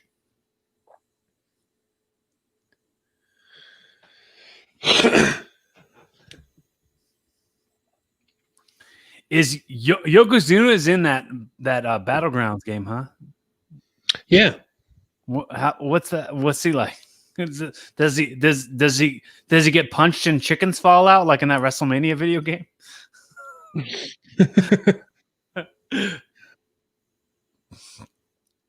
Yeah, that game's fun, man. I recommend it. Battlegrounds. Cool, man. They have a bunch of people you can unlock, but I can't figure out how to unlock them. Like, it keeps on asking me for gold coins, and I haven't found a way to get gold coins without like purchasing them with real money. So I'm hoping that that's not the case. Oh, we threw the referee out. A freemium game. Yeah. It's a free to play. The game itself costs actual money. It's not freemium. Oh, they opened the door so another ref could come in. So that means when the door is open, the other Uso brother is going to run in.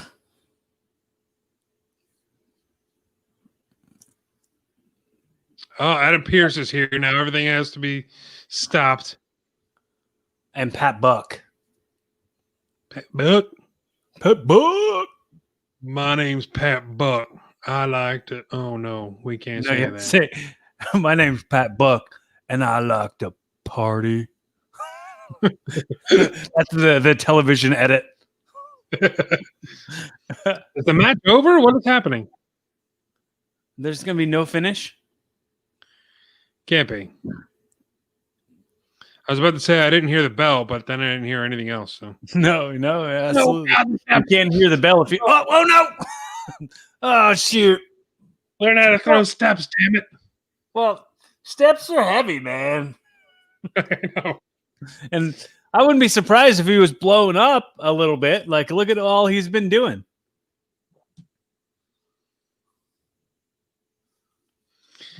Trying to figure out what's actually happening here. If they're trying to stop the match, I think officially they ended the match. That's like what all those people are in there for.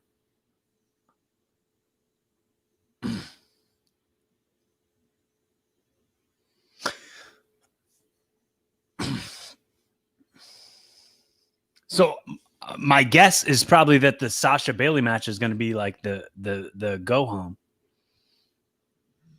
Yeah, you don't think it's going to be Drew McIntyre and Randy Orton? That's for the heavyweight championship. I mean, I imagine that's will be the last match. Well, I mean, the women's match has a title on the line too. Yeah, So it could be either one of them, I guess. I don't know.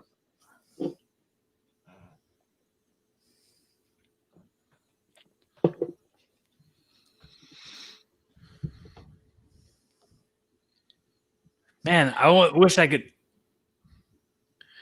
Keith's just saying there's no bell. The ref was about to end it, and Roman threw the ref over. Ain't going back tonight. There ain't going back. Ain't no going back from this. All right.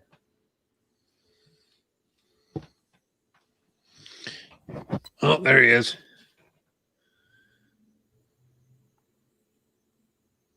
Is his brother going to say he quits? He's dead. He killed him. Well, he's dead. And then Roman's going to say if he dies, he dies. It's going to be classic Rocky 4 action going on. Thanks, buddy. Sorry, it was one of the guys I work with at my other bar.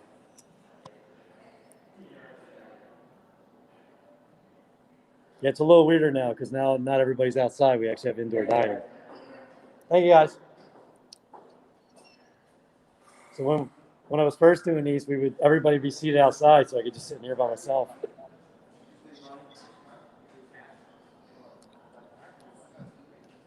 Did you watch the UFC fight last night, Mark?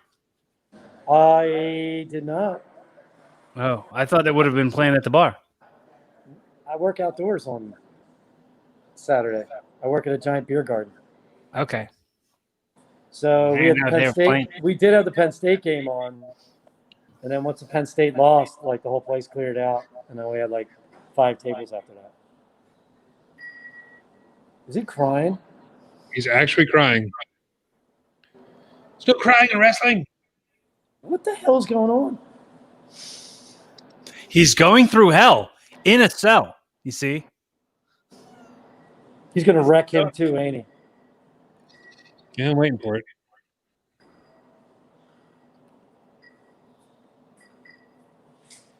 I mean, Roman's shown a lot of range.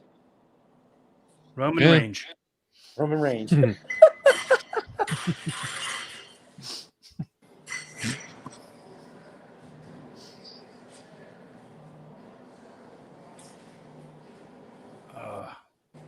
Oh, there we go.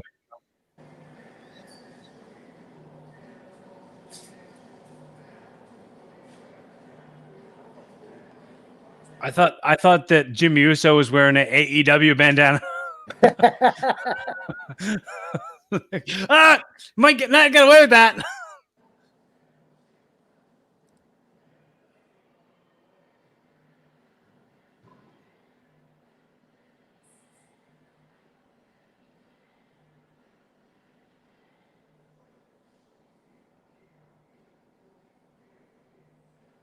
They're giving him time, so I guess they didn't come up with more matches. It's a lot of time for the first match.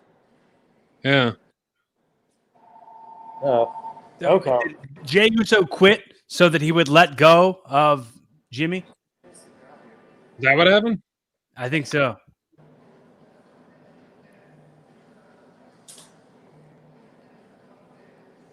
What's that? We open? Yeah. Okay, cool. That's all they asked. We're open.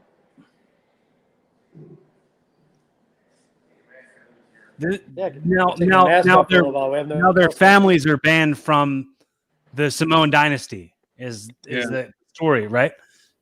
Yeah, the Usos are out.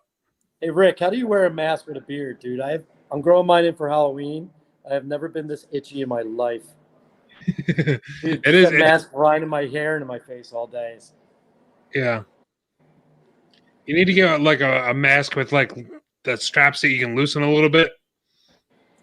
Just have it So partially hanging off my face all day. Yeah, so it's just so it's not like tight up against your face. So basically, he manipulated him into saying I quit. So, and now both of them or whatever. I guess they're going to end up being his servants. I guess. Yeah, that that isn't bad. I don't mind that. I think that if they did, that would make you care more for when there's like another turn. It's going to be a big deal. True. I mean, this one's shown that he's he's a lot more popular than people thought he was. Yeah. Mark, did you hear when I said how good how over Roman would be as a heel if he Superman punched Naomi in this segment? Oh, if they wanted to Naomi- get him over, that's probably what they should have done, is had Naomi come out there and him destroy her. Right. Or accidentally hit her with something and just level her.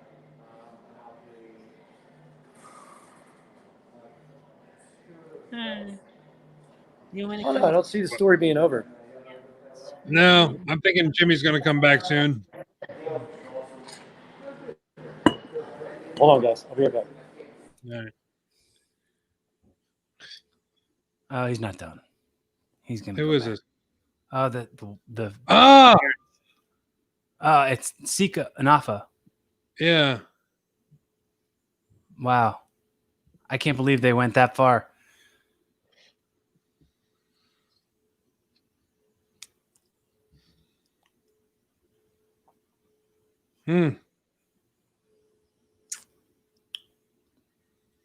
This is cool as hell. This is so cool. Damn, dude, Afa looks so old. Oh They my are God. old. I know, but like you remember we worked for them back in the day, so it's funny now. It's Yeah. like seeing them now like that. They seem to be getting around pretty good for being as old as they are. Yeah. Well, like they probably didn't have to go that far to go to this. No, I mean they seem to be in They decent live shape, in you know. Florida. Yeah, I'm saying, yeah, that's good too. Like they seem to be doesn't- like spry. Right. It doesn't look like it hurts to move. That's what Right. I'm saying. Yeah.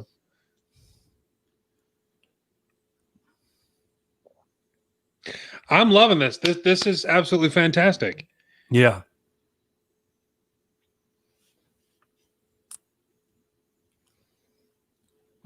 Are those guys like their well, Sika is Roman's dad. Yeah. So those So are good. just like their great Uncle? uncles. Something like that. Yeah. It's deep. Yeah. They really should have had Rikishi come out, and he had to like Right. if Rikishi came out and he had to put the lay over him and stuff like that, that would have been really cool. If like The Rock would have done it, and he would have been like, "Oh yeah, also Ken Shamrock, cool, good for you." Oh, we got Robbie Radke joining us. Yo, what's going on? Hey guys, how's it going? How are you? Good to see you, man. I'm great right You now. missed a match. Well, see, we talked about it yesterday, and I was like, I kind of just want to like watch that match, and Okay. I'm glad I did because I feel great after seeing that. Yeah, that was great. That's soup's cool. I thought that was really good. Yeah, Yeah. it was very well done. I got goosebumps. It was hella good. Yeah. I love the drama, the whole story of family and how much it means to them, and like you could see like that it was very, very emotional, and it was really cool. Like I actually felt it. Like I was Yeah. marking out hard too. Like it was really good. I was really enjoying that. Yeah, I was like tearing up, and then I was just telling my fiance Danielle, I was like, it's very strange. About 2 minutes ago, I was like, man, Roman Reigns, what a monster, what a total scumbag, and then he's getting like the lay put on him. I'm like, oh, this is a touching moment. I'm kind of proud, really. I don't know, but I like what I saw. Yeah. Oh man. So how you been, sir? It's been a while since we had you on. It has been a while. I'm doing good, doing pretty good. How about yourself? I'm doing okay. Are you working anywhere, or are you still staying at home? Still staying at home right now. Right now, I work from home, doing some graphic design. Yeah, that's it. still technically retired from wrestling for now, but Mhm. that'll probably change. It usually does. No one ever retires. He was Right. he was recently on Evolving with Corey Castle. I was on Evolving with Corey Castle just yesterday, actually. So we'll be getting that. We'll be getting that podcast in like December or something. Yeah. Yep. Yeah. Yeah, It was the a good podcast chat. of it will drop in December. Yes. It was a good chat. Yeah. So we still got. I think there's only 4 more matches yet to go on the pay-per-view. We still got we still got 2 more Hell in a Cell matches, and then we got 2 regular matches with Otis and Miz and Jeff Hardy and Elias. What are you excited to see tonight? We just had the match that I was really looking forward to, and it very much delivered. But we still have Sasha Banks and Bayley and Drew McIntyre and Randy Orton. What are you thinking about tonight? I'm really looking forward to Sasha Banks and Bayley. I'm a big fan of both of their work. Drew McIntyre, Randy Orton, I think will be interesting to see. I'm not sure. I don't know. I feel like the story's going a little longer than that could have held my interest. Mm-hmm. But we'll see. Even though Randy Orton is doing like maybe the best work of his career as far as like making me want to see the things he's gonna do. Yeah. I feel like these other. So there's really only 5 matches on this card. That's all that's been announced. They might sneak in something like a tag match here and there or whatever. Yeah. But yeah, that's all that's been announced. I feel like the other 2 matches were just kind of thrown together last minute. Mm-hmm. Well, I was saying during the pre-show, I'm actually liking the build for this Jeff Hardy and Elias storyline. They worked in the when he got hit by a car right after before WrestleMania, whatever that was really cool. It's kind of like fake long-term storytelling. Right, just kind of doing happy accident. Yeah. So I mean, it worked. I was really into it. Yeah. And when Elias came back with that guitar shot, if you saw that during that triple threat match, that really surprised me. I didn't see that coming, so I was happy with that. Yeah, I'm glad to see Elias back. I really hope they kind of actually use him, because in the past they kind of didn't, and I don't know, he was one of my favorites to watch. Just whatever he was doing.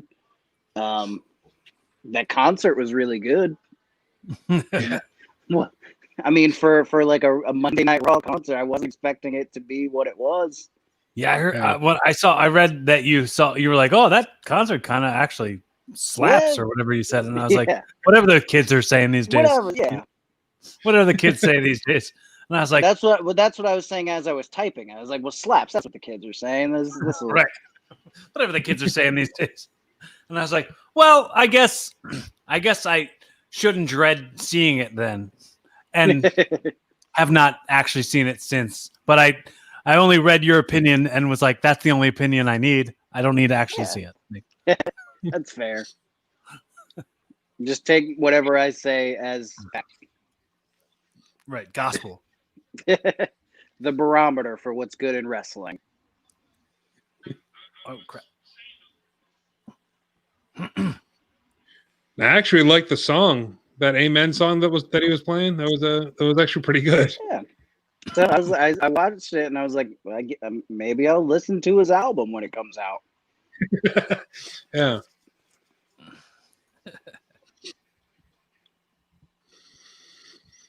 I liked it better than the Chris Jericho MGF song. I didn't see any of that.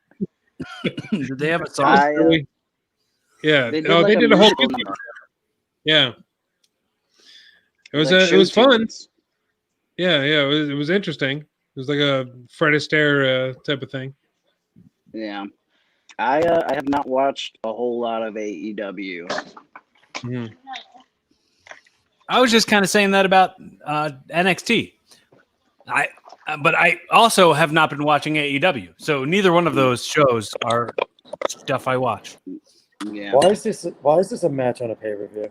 We were just talking about how I was Can I looking be forward to negative for like 2 seconds? it. Welcome back, Mark. Thanks for bringing your negativity.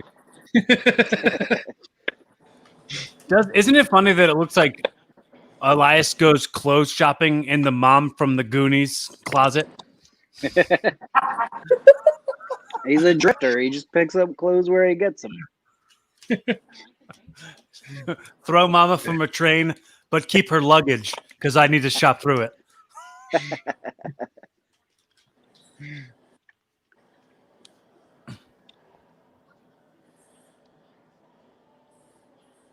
Interesting so far. I swear though, Jeff still looks like Jeff from 20 years ago. Mm-hmm. He hasn't lost a step at all. He puts the makeup on to disguise the wrinkles that he's got. I'll be right back. So you're saying I should come back as Joe Kerr? There's a remedy for wrinkles. Yes. It's like when you go see Kiss in concert, you can't tell. Yeah. Right. I'm getting wrinkles now too, but I'm owning them. I'm like, you know who else has these same lines? James Franco, and he's a stud. I got There these you go. Franco. You are no James Franco, sir. Yeah, I am. Except for I'm not. Except I'm not Me Too'd. I've not been canceled. Like James Franco. Was he Me Too? Yeah. Yeah. I didn't know that. Unfortunately, he's like one of my faves, and it sucks. Yeah. You I know, used to get. people- I'm sorry. Go ahead. No, you're good. I used to get Aziz Ansari comparisons a lot. Mhm. I guess sometimes my voice sounds like his, but I'm really glad I don't get those comparisons anymore. Well, you have a lot of cadences that are like comical. That same as like Aziz has like delivery that you've got. The same with like Yeah. a lot of funny people. You've got the cadence and delivery of other funny people. So it's a compliment, I Makes guess. sense. And Aziz, even though they attempted to Me Too him for a minute, he didn't stop being funny. Yeah, that's true. But James Franco, it's funny because like in the Me Too movement, they were like, you're not out here seeing like Brad Pitt getting Me Too'd. But then they're like, oh, James Franco is, but like he's considered a good looking guy. Yeah. Oh yeah. He's a handsome fella. But I'm no James Franco, according to Mark. You are no Not- James Franco. I'm not handsome or talented or funny or anything. I'm no Roman Reigns compared to Danielle. I'm glad you're finally admitting this. Sorry, I don't know if I've ever been on the show with you. I just torture Corey all day. Yeah. He's a real ball cracker. My old nickname. It's all good. That's what they used to call me in the Army. Mm. It's a good finish. The ball cracker. That was a good clothesline. It was like a wrecking ball. Like a freight train.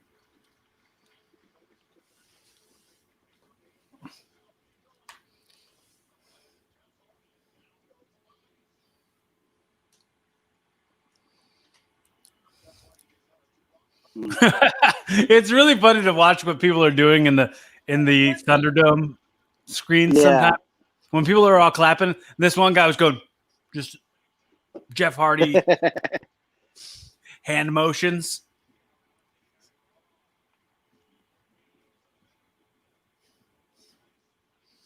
Have any of you guys been in the Thunderdome yet?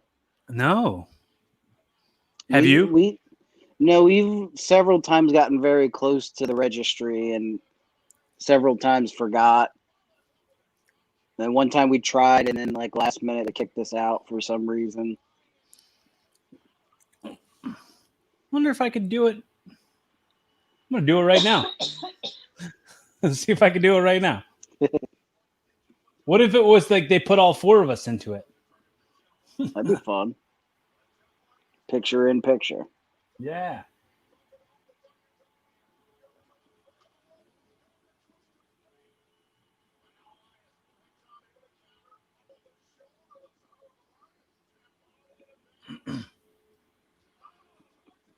That's pretty cool.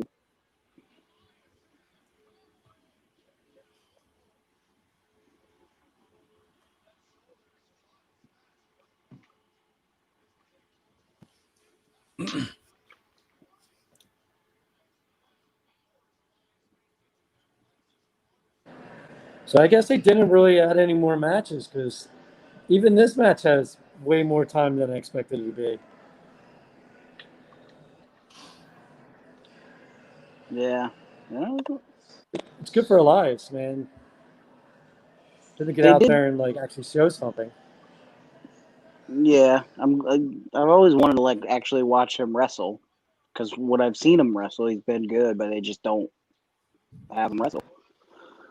I remember seeing NXT in the Tower Theater in Philly, and he came out, and the entire time he wrestled, he just chanted worse than Roman the entire time he was wrestling. I mean, it's That can't be good. fun. It can't be good for your self-esteem as a wrestler. It was probably one of the roughest things I've ever seen in the crowd. Oh. They did do something on the kickoff show, like hyping something with the Retribution and Hurt Business. Yeah, he said one of ours against one of yours. Yeah, so maybe For they'll. for the ouch business. Yeah. The Ouchie Club. The Ouchie Club. From what I've seen, no one in WWE has mentioned how Retribution started with like 50 members, and now they have 5. I mean, like you're gonna come to the ring, but not bring that chainsaw now? What happened? Yeah, it's very strange. Where's your chainsaw? And this match He's is like, over. hey, remember that hacker that you forgot about 6 months ago? That was me. All Yeah. right, cool. Nothing like a gimmick with passing comment. Where are they getting all these guitars? Well, Jeff Jarrett was on the pre-show. He's probably got a few loners laying around.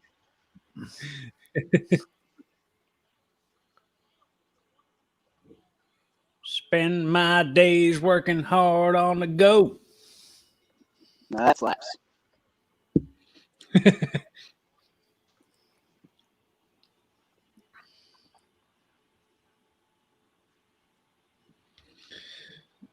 All right, so I guess this feud's not over. That was a guitar shot disqualification. Yeah. I never noticed too. When did Jeff Hardy get Mr. Sinister tattooed on the back of him? It looks like Mr. Sinister with red diamond in the forehead. I don't know what that means. It's a comic book actor. X-Men references. Is it? He's an X-Men bad guy. I didn't read comic books. Oh, sorry, too cool for comic books, man. I never learned to read, folks. Sorry. Sorry, I never learned to read. No, they're not doing this now, are they? No. This was awful. Are they just replaying the? Oh, are they replaying the whole thing? I I hope not. Well, they got the time. They didn't announce any matches, so they got the time to play all. I was gonna say they're wrestling tonight. Whoever wins Right. keeps some money in the bank. Yeah. Miz against Otis. Yes. I said it during the pre-show. You know, this was dumb. I was entertained by it, but it was not really that good. But at least this, as compared to the Chris Jericho MJF thing, this at least has a point. Like, this is at least leading up to a match. You know, this is a dumb way to go into it, but at least it led up to something. I still need Yeah. to see that. Everybody was that good or no? I didn't enjoy it. It was it was fun. It was goofy. It was silly. I thought it was kind of dumb, but I was entertained by it a little bit. But it just didn't seem to have a point. Like they've been pushing this storyline. Like, is MJF going to join the inner circle? Like pretty much since Dynamite started, and they haven't really come to any conclusion yet. So I don't really understand the whole point of it. But it was all right. It was fun. The song wasn't very good. So you make a little cocktail there, Rob? I did. Yeah, you're gonna need it for this. That's probably. Man, I still myself don't, and I don't think I'm talking crap on AEW, but I don't get the idea behind the faction that is the Inner Circle and why they're called the Inner Circle. Like, clearly the Inner Circle is like Cody Rhodes, the Young Bucks, and Jericho. Like, not like, I don't think Jack Swagger's booking anything. The Inner Circle is the people who book shit, right? Not like, I don't get it. And you would think, especially with a promotion that kind of makes its demographic kind of smart fans, they would kind of lean into that a little bit more. Right.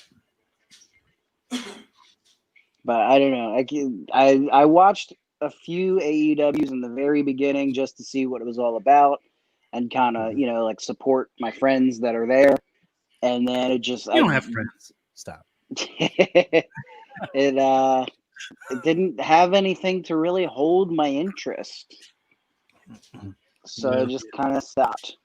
And then I went to NXT to watch NXT, and I got into that for a while. And then all like the people I liked from NXT are on Raw and SmackDown now. So I'm not watching anything on Wednesdays right now.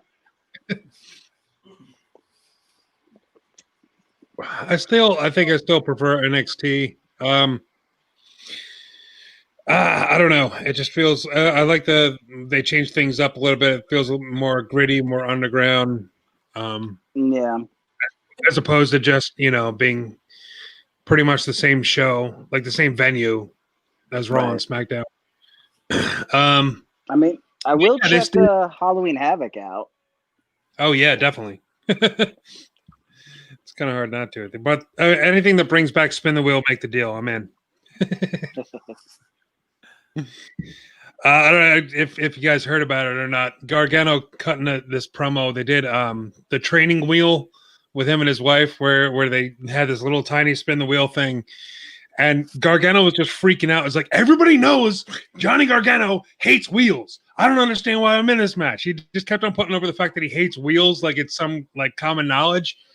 And they kept spinning the wheel, and it kept on ending on like buried alive matches and casket matches and stuff like this. Like, why do wheels want me dead? Like, it was really fun promo. They did a really good job with that one. Oh, look. Check it out. Look, another sellout poster behind, like trickortreat.com is like sponsoring this match, apparently. Metro PCS, Cricket Wireless, Skittles. Well, WWE's hurting for money, so they got to advertise any way they can.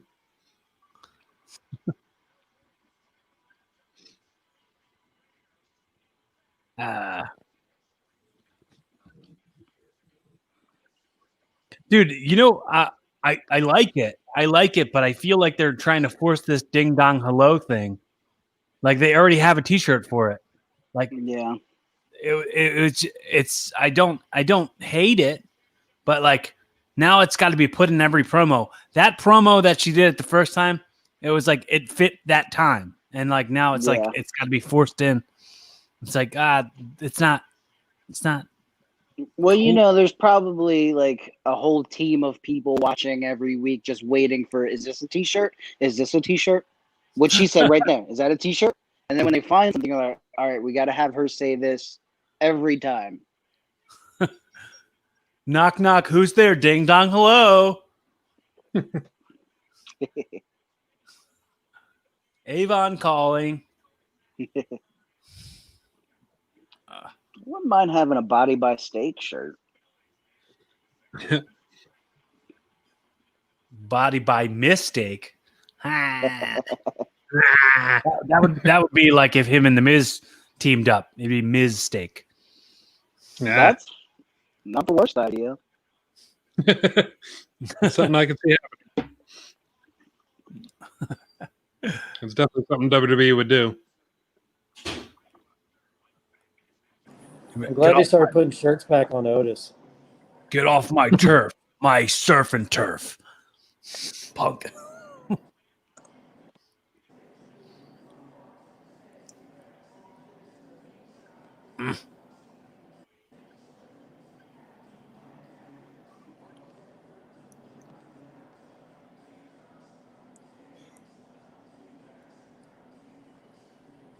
He's going to fall. He's going to fall. Or he's going to stand on him. Oh, nice. He just stepped on him. Old Andre the Giant there. I think I'm like 5 seconds ahead. Oh, we're ahead of you? I'm ahead of y'all. Yeah, it happens when you try to watch it live. I don't know why, but Yeah. everybody's Sounds on like your fiance's got the COVID. You got to talk to her about that. Every time. Got that Rona. Got that Rhoda. That weird hop that Miz just did coming out of the ring. I think he's going to pay for that in about 2 hours. Anytime I ever see hops or moves like that on an athlete, usually that's something that just popped. Uh-oh. Hey, ho, ho. Ms. Morrison. See, I could see that being a shirt because they say it all the time. But I'm pretty sure it is. no, I know. That's the shirt that Morrison's wearing. Oh, the shirt that we just saw, and we're like, hey, we should order that shirt. You think when you pin Otis, it's just like laying on a big fluffy pillow? A big disgusting pillow. He's a pillow person. Remember pillow people? I had a pillow person when I was a kid. Why It did looked like a door, person. Oh, the or I'm sorry, it looked like a brawler? window, and it had the eyes were windows, and it Yeah, had I don't know arms about and that. legs. And then it was on. It was in the bedroom of the little girls on Full House. I was like, I got that same pillow person in my house. I never had one, but I know what you're talking about. I remember the WCW like pillow brawling buddy things. Yeah, I remember the WWF ones, like the Macho Man, Ultimate Warrior, Yeah. Hogan ones. My cousin's husband had that, and I was like, "You're so cool, even though you're like a nerd. It's so cool that you have cool stuff." Your nerddom is really cool. Right. Real nerd. He had a big Macho Man Randy Savage poster in his office. And I was like, wow, that's cool that you have that, but you're a nerd.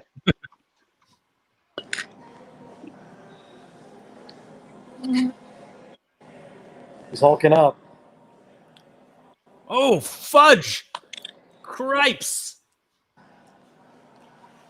You're in the mush. Brr. He mushed the heck out of him. Miz never gets enough credit, man. He's really good. Yes. I think he had like a good year window of getting the credit he deserved, and then everyone kind of forgot. Cripes. That's a good boot. Yeah. That kick to the face brought to you by Skittles. Taste the boot rainbow. There he goes. He's hulking The up rainbow. again.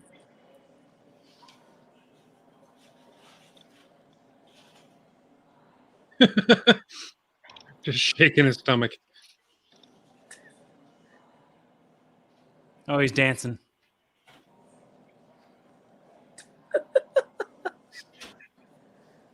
I love Otis. There we go. There's so much money in this guy. There's so much money. Yeah. If he was wrestling in front of an actual crowd, man. Oh, we were at Elimination Chamber, which was probably, I think, maybe the last pay-per-view that was in front of people. And he was over like hell. Maybe the most over person on the show. Dude, if he ever gets released, like, he's going to be a hit on the indies, like hard. Oh, hell yeah. Mm-hmm. I'm surprised they split up the tag team so soon. I don't know why they don't see anything in Tucker. Actually, he's really good wrestler. They had to give Otis a girlfriend. They're like, dude, who would believe that this fat piece of lard would have a girlfriend? I don't think anyone's ever called anyone a piece of lard ever, but I did just now. Yeah, lard usually comes in like a tub, right? A tub of not lard? a piece. There's never a slice. Hey, is that a slice of lard there? I think a dollop is a better word to use. That's it, ref. Lay the law down. Did he just sell nothing? Kind of caught a bit of an elbow there, it looked like. Sounds like me at my gimmick table. Sell nothing. Selling nothing.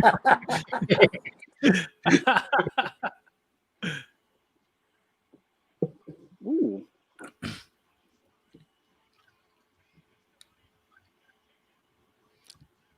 They should give Tucker like a MAGA gimmick. I think they tried that with Velveteen Dream. Did they? I didn't see it. Oh!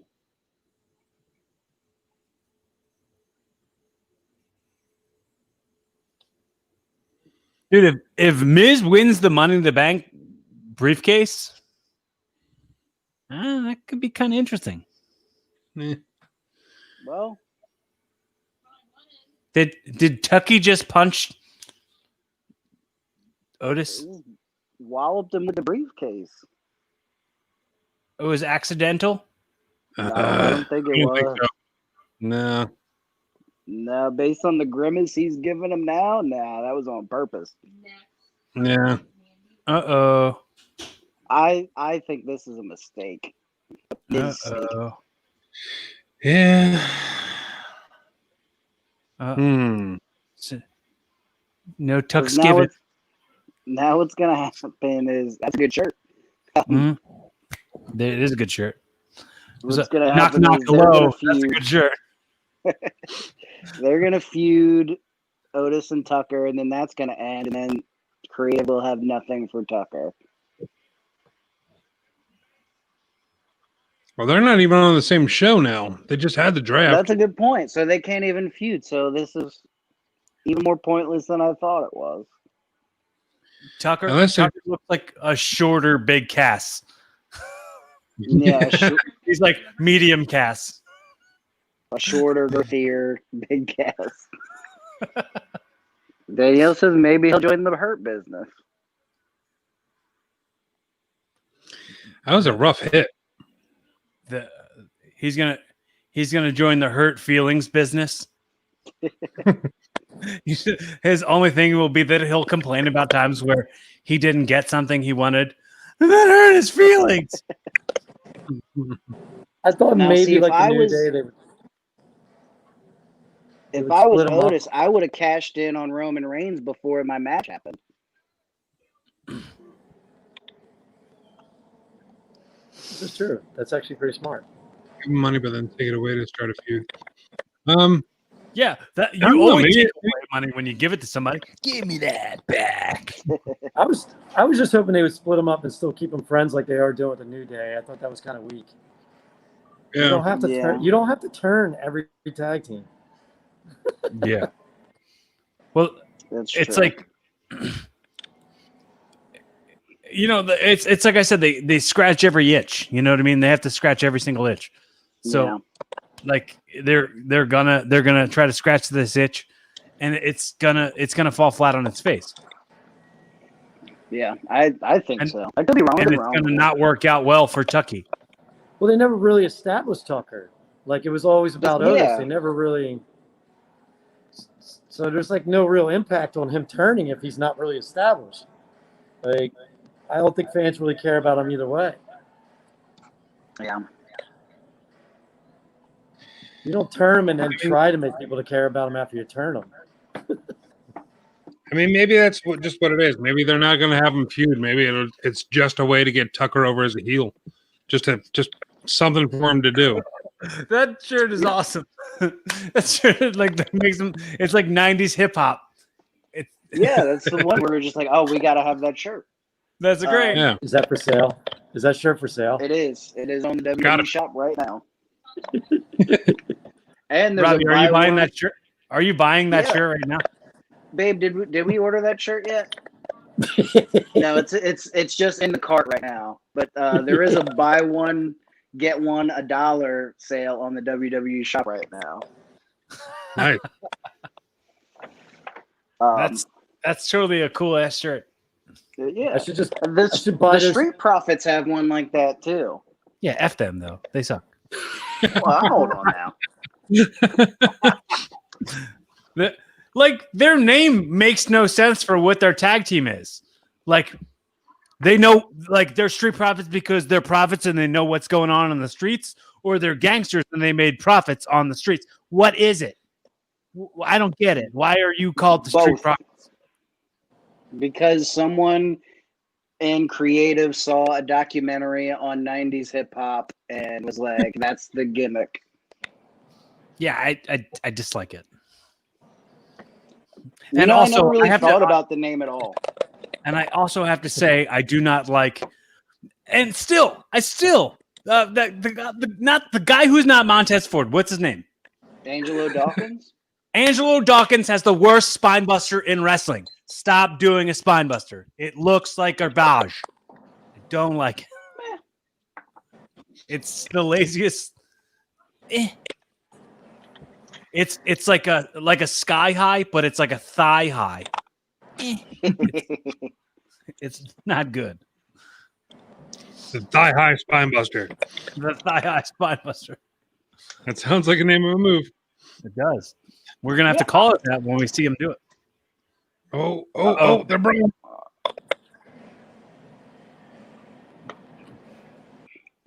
Hey, Yeah, get back here and take this whooping, boy. Get him, Jesse. Wow. You guys are ruining the gift shop.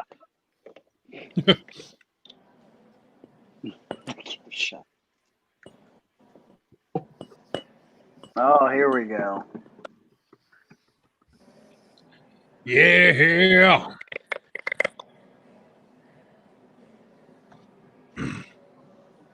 Wow.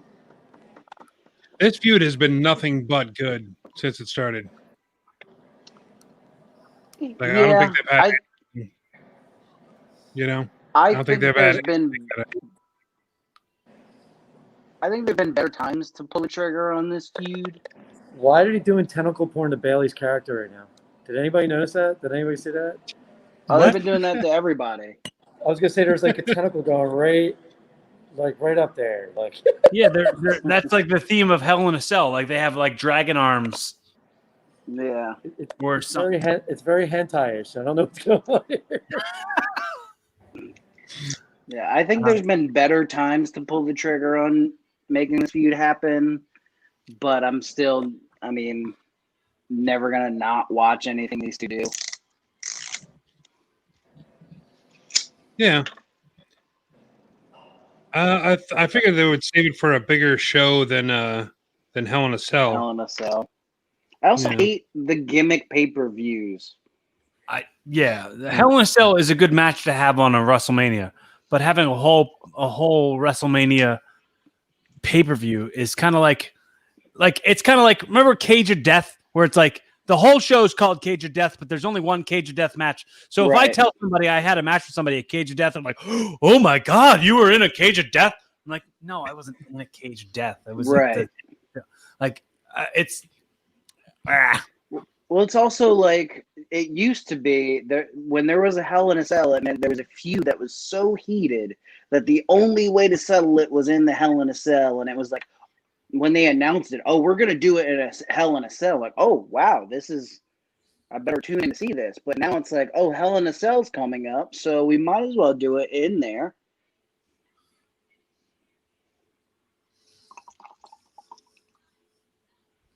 So there's only 2 more matches now. So it's this and the Drew Randy match, and maybe the Hurt Business and the Retribution, which are two heel stables.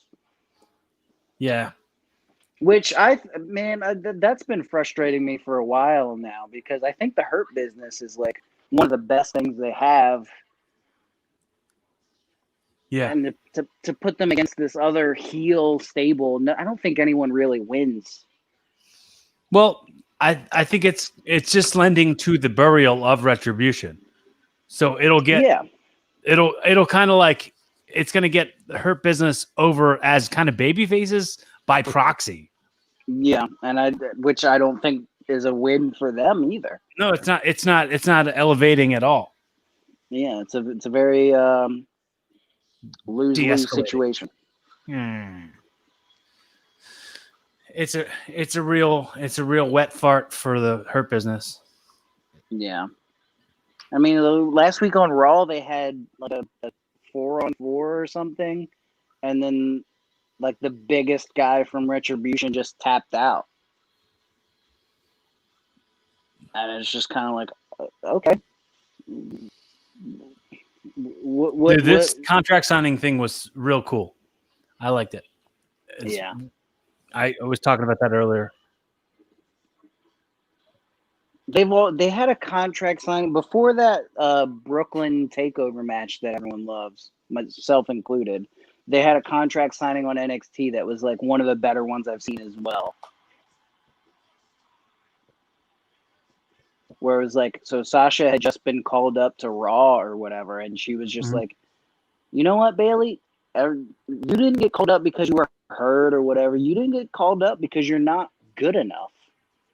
You're just not good. And it was just the way she went about it and her delivery and things like that is just so incredible that it just made you like feel whatever they were feeling. Where is Sasha? Sasha's from like like New England, right? Yeah, Boston. Why don't they ever say she's from Boston, Massachusetts? She did. They do. She has shirts on the shop that are Boss Town, but in like a Boston like Red Sox kind of. Yeah. Oh, I thought Ding Dong Hello. I was coming up with a new T-shirt idea, but apparently it was already a shirt. Dude, she's so cool. Sasha's so cool. Yeah. Like, I can't look at her and not be like, wow, so cool. She's so cool. Like, if I had a daughter, I'd be like, watch this. This is somebody you'll probably look up to because she's so cool. Yeah, I have my little sister is like 10 now, and she's just now starting to like really watch wrestling, and she's like such a big Sasha Banks fan right now. I'm so like proud, like hell yeah, that's what you should be watching. Yeah. Like when Bayley turned on her, she like texted me at midnight. She's like, "Is Sasha okay?" She was so distraught by what was happening.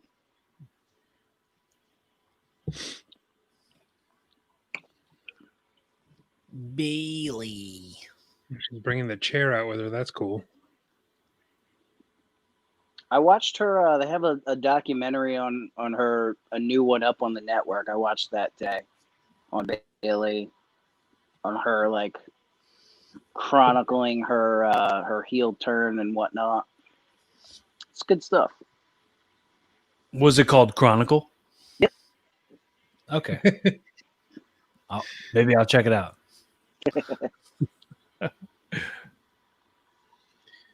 Context clues. So we were talking yesterday on Evolving with Corey Castle about how I'm trying to like lean into being a fan of wrestling and how there was a time when you kind of weren't allowed to let people know you were a fan. But Bayley is a good example of like when she was a babyface, her whole thing was that she was a fan of wrestling. And even in like the documentaries and stuff, she shows like her being a fan of wrestling. And that's the kind of stuff that I think it's silly that we ever like shamed people for. Mm-hmm. Is it very funny that her hair, Bailey's hair, looks like the little girl from All Dogs Go to Heaven right now? I'm probably gonna hop off for a little bit. There's a bunch of guys that came in here. It's gonna be too loud for me to talk. It's gonna echo off the buildings. All right. They didn't baffle the ceiling, so it sounds like a freight train when you have like 5 people in here. I got Gotcha. you. All right, man. Jump back on when you can. I'll be back a little bit. I'll hop back on. All right. See ya. All right, cool. Woo! Woo! Boogity boogity.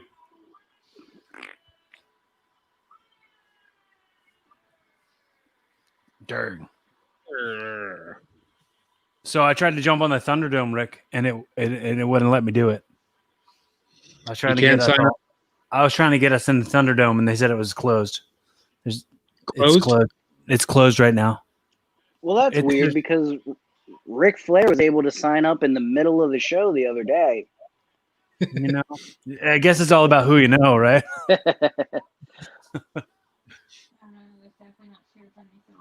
I mean, who you know. Oh, that was cool. Thanks, I appreciate it. Not you. I like it. Well, we had a couple like issues getting into the Thunderdome when it first started, and I asked Danielle today. I was like, "You think Ric Flair had trouble? Like, oh, there's capacity's full and all that kind of shit." I'm guessing not. Ric Flair and Booker T and Jeff Jarrett, all of them. Yeah. Do you think on purpose Bayley like is wearing like regular pants and shoes, and not like tights and boots? Like Yeah, I think so. Because she's really good, like gear wise. She always has something new and something bright and shiny. Usually her outfit definitely is a choice. Yeah, it usually means something. Like it has some kind of significance. I don't know what it is, but she came out with Sasha Banks gear in the last pay-per-view, the gear that she wore the last time these two fought in NXT. Yeah, it was really subtle. It was really cool. See, I love just little subtle nuances like that. Oh, you guys are gonna love my new gear that I'm having made. Yeah. It's it'll be here in like 6 weeks. Okay. Nice. I'm gonna send you both a picture of it, but just keep it on the kayfabe ski. I'm a Dear Dave Meltzer. Dear Dave Meltzer, look at You'll what never Corey's doing. guess what Corey Castle is wearing. You're like, who?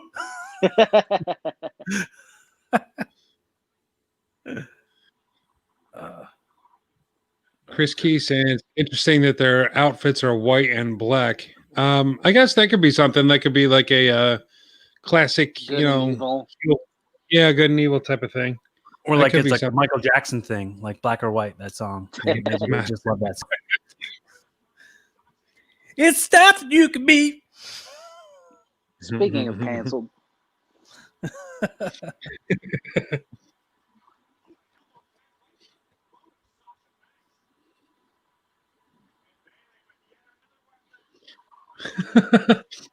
I love that she's just getting rid of all the weapons. Yeah. Oh, that was pretty snug. It was a pretty snug elbow to the cheek. Oh, I fully anticipate them to beat the hell out of each other because they're friends. Yeah. When you got two people that are friends in real life, you know, like they get in there and they're real tight with each other.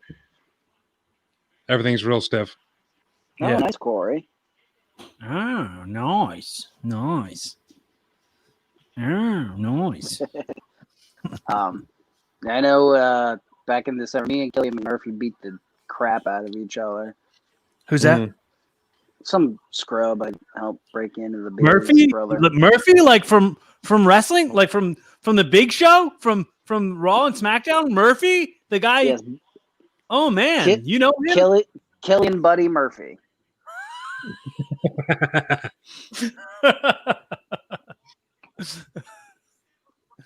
I can't believe I never thought to make fun of him for that.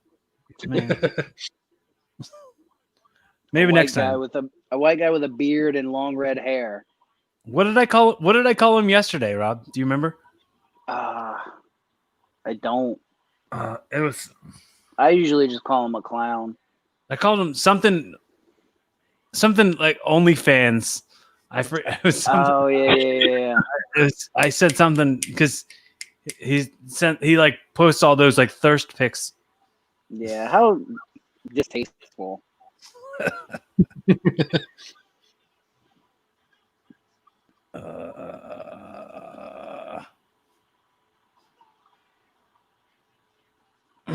I'm really liking this. It is really good.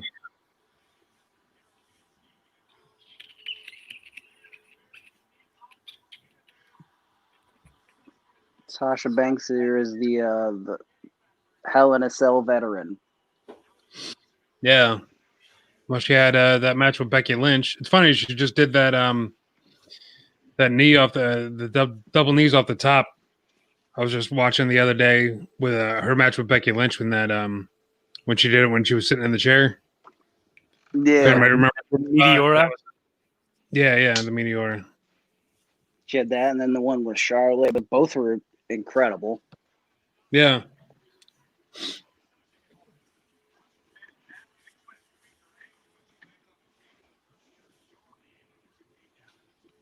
Nah. I feel like they maybe kind of view Sasha Banks as like a Sean Waltman or like a Chavo Guerrero, where they're just like, well, they're dependable. We're gonna put them in this position because we know that she's gonna get what we need out of this. That's true. Yeah. I mean that first women's Royal Rumble, she was like the Iron Woman in that. Mm-hmm.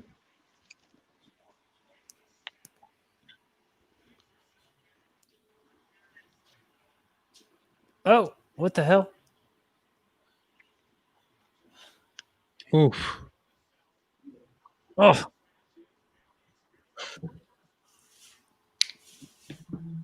That hurt your little tush?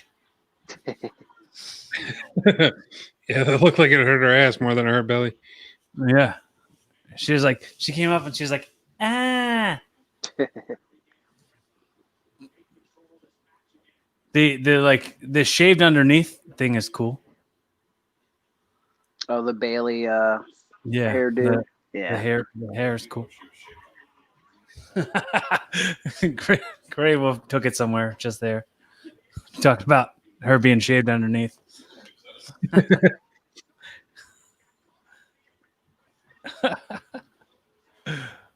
Oh, that's funny. Oh, that's cool, man. That was neat spot. Yeah.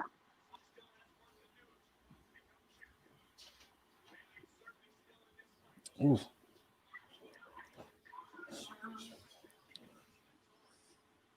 Mm. Uh-huh.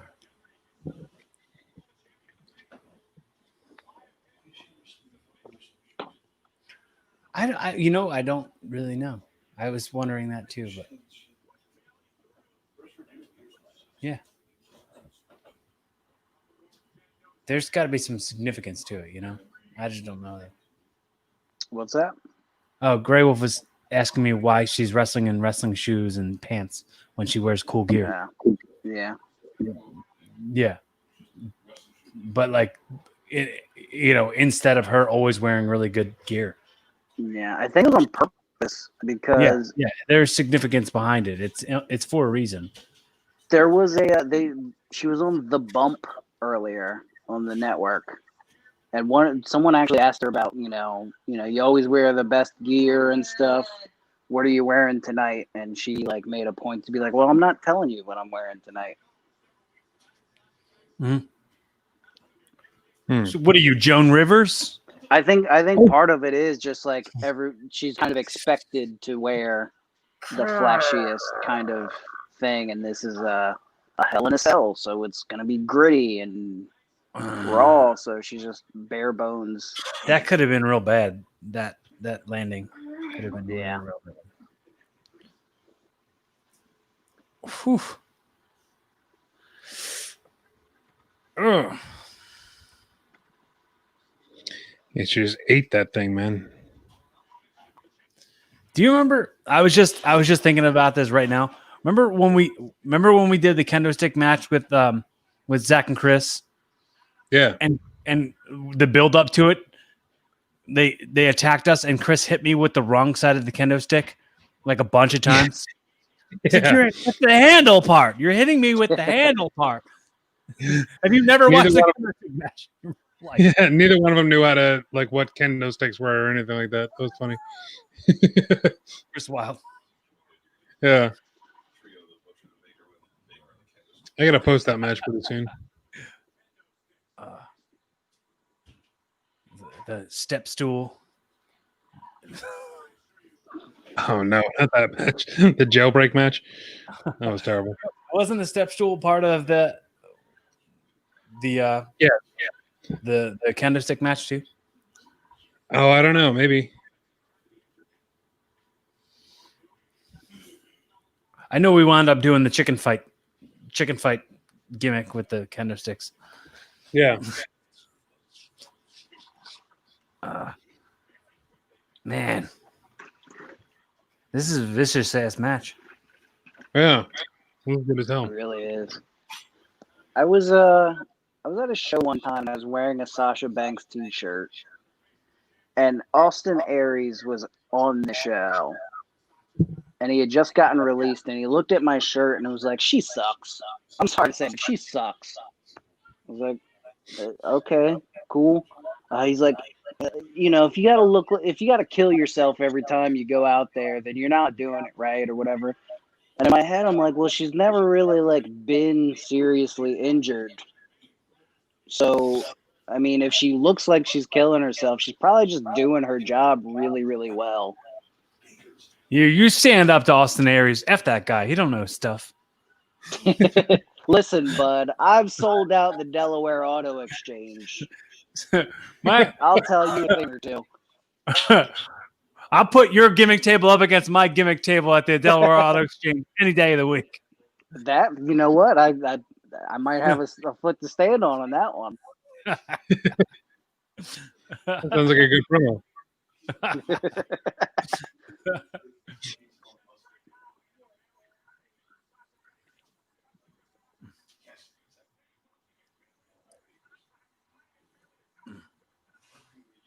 Ooh.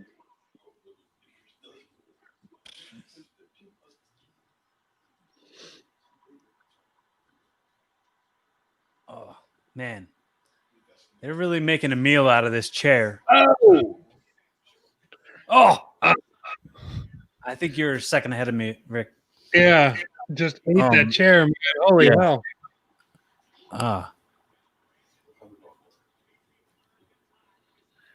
There. Man, that cell is so big. I hate that it's red. Yeah, it's dumb that it's red. And it really should have Skittles logos on it. They really missed an opportunity. Missed opportunity. It's really the McDonald's play place. Like if they had a McDonald's logo on it somewhere, it would look exactly like the McDonald's play place. Yeah. This is 20.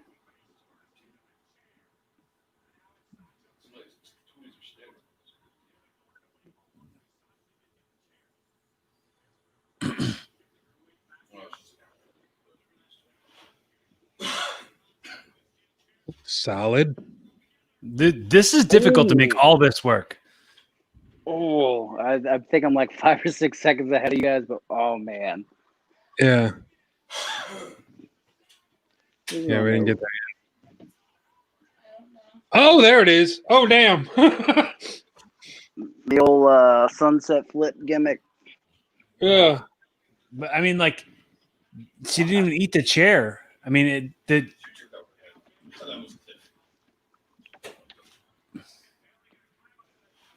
didn't look like she even touched the chair. Oh. Maybe her head hit the chair. Yeah. It was kind of like a hit and slide off type of thing. Mm-hmm. Yeah. I'm not jealous of it.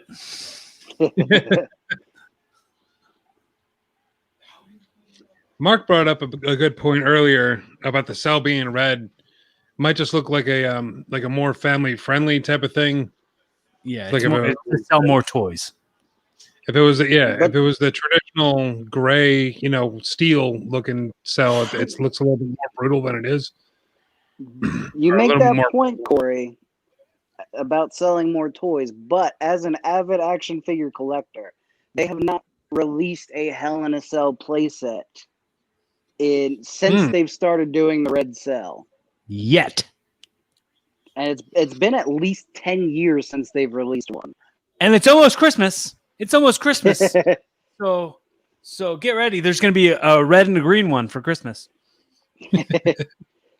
No, I remember like a year and a half ago, they had Braun Strowman like destroy a car on Monday Night Raw. Mm-hmm. Like a month before that, they had a Braun Strowman playset with that exact car. It was the J&J security car. No, it was the Michael Che and Colin Jost gifted him a car, and he just destroyed it. Yeah. And so I'd seen it like a month before at Target on the shelf, and then I saw that Monday Night Raw. I was like, "That's the car. That's the thing. He's gonna destroy it."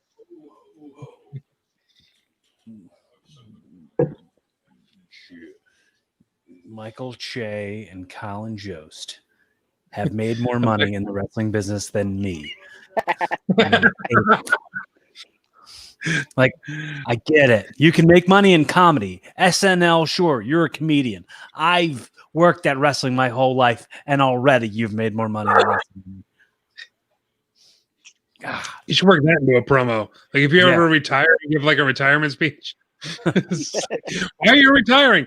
Michael Jost and Colin Jost. You just combine their names. Michael Jost and Colin J. I'm just gonna say that. I'm a totally Kirk Angel their asses.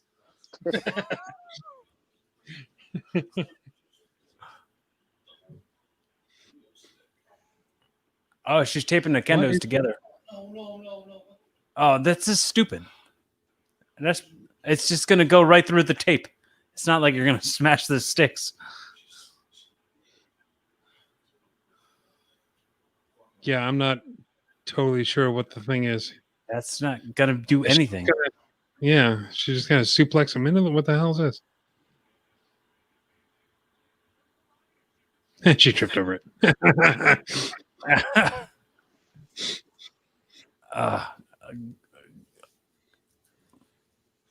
Corey Graves is like, go ahead. Figure it out. Go ahead. All right. Sure, go ahead. The old fire extinguisher. Fire extinguisher. I always wonder where they get their fire extinguishers that leaves no residual, like dust or whatever. Mm-hmm. Fire extinguishers are us. Yeah.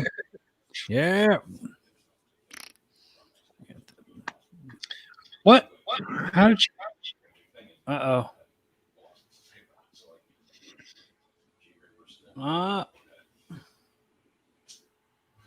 What is the thing spray painted on the chair? It looks like 1-0 on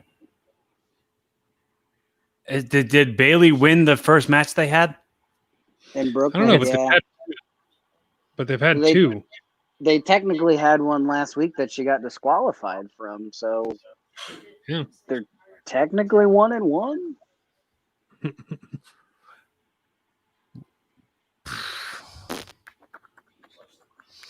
Won't. Baby makes 3 stop playing on that.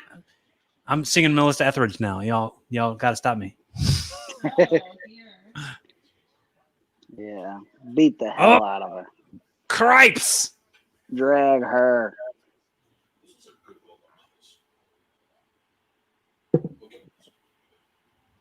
If they want to do something crazy with the kendo sticks, they should do that thing that they did the Usos and.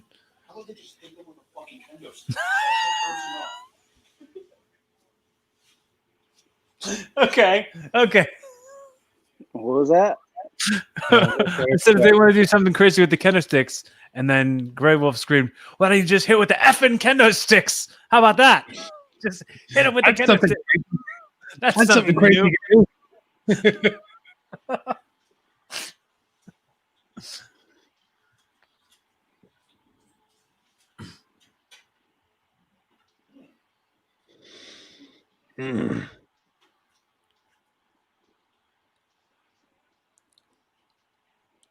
Why don't they whip each other with the ace bandage? Why don't they get the ace bandage from under the ring? That would have been a lot more brutal if they didn't have 27 camera cuts as she was beating her with it. Yeah, they overdo it. They overdo it. The switches. Yeah. In the truck, you guys. Switch angles. The truck.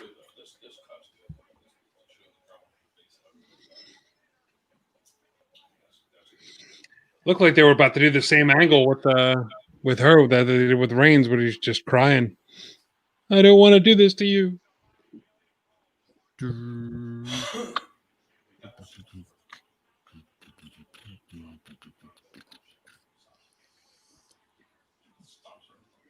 Oh. Here's something for your stomach. You're doing a good job with the weapons in this match. Yes, they are, sir. Yes, they are.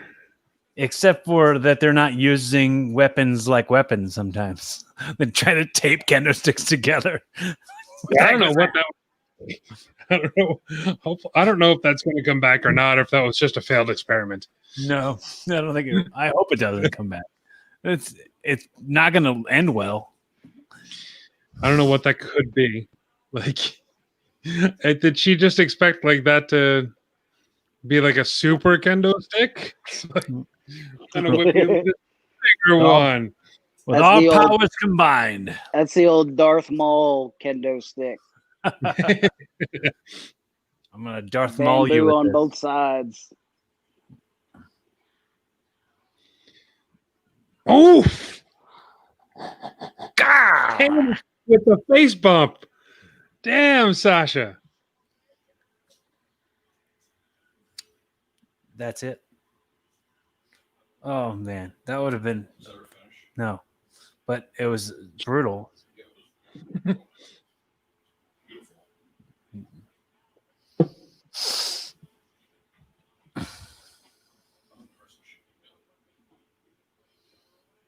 Bayley and Sasha Banks could wrestle each other every week, and I would not get bored of it. Yeah. Yeah.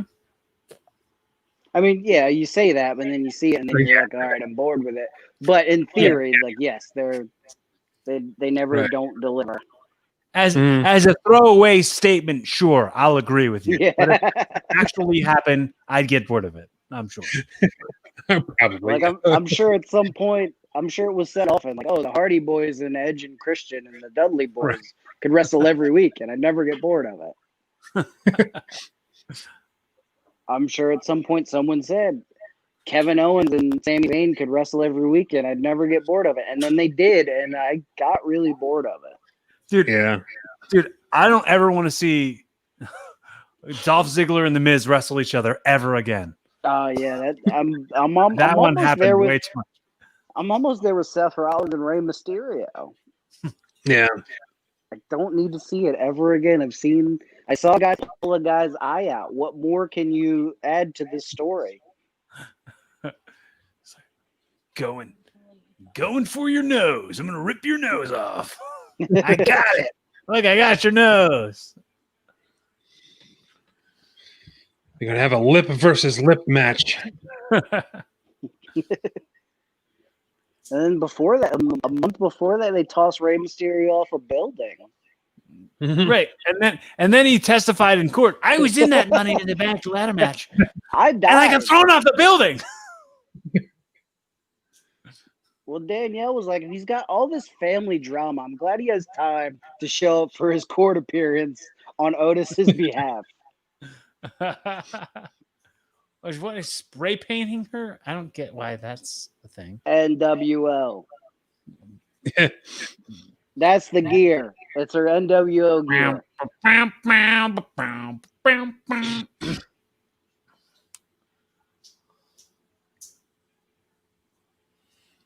Ow, my fingies. Little fingies. Oh, sweet. Yeah. There goes her piano playing career.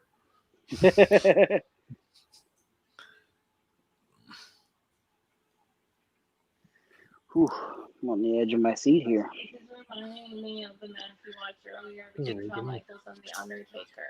Yeah.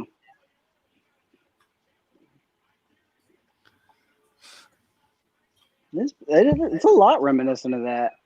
The Shawn Michaels Undertaker WrestleMania 25 match.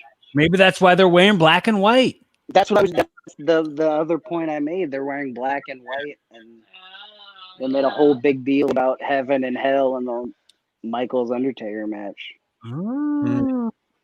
Oh. Next thing, they're going to have a Heaven in a Cell match. A heaven in a cell match. A light blue cage. You know what? I would buy that with a Firefly Funhouse Bray Wyatt. Yeah, I thought you were going to say you'd buy that toy set. I'd buy a Heaven in a Cell toy set. I mean, I would. It's like there's like clouds painted into the side of the cage. It's like angelic music playing the whole time. I kind of miss the cinematic matches. I do as well. I wish they would do them more. I know they were doing them like every pay-per-view, and that kind of got old, but like I'd watch a cinematic Hell in a Cell.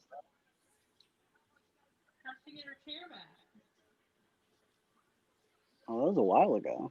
What happened? It was kind of frustrating. Somehow the chair ended up right outside the cell door, and Bayley brought it back in. She walked out of the cell? No, she just kind of reached through and grabbed it.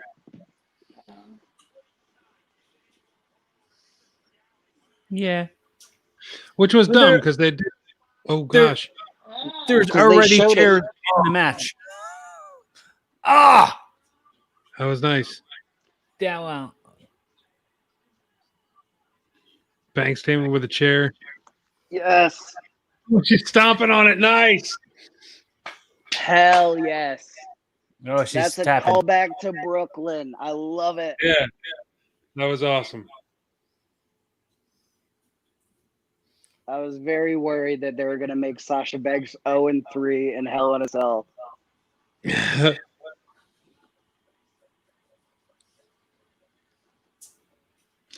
Oh, now the 1-0 on the chair makes sense.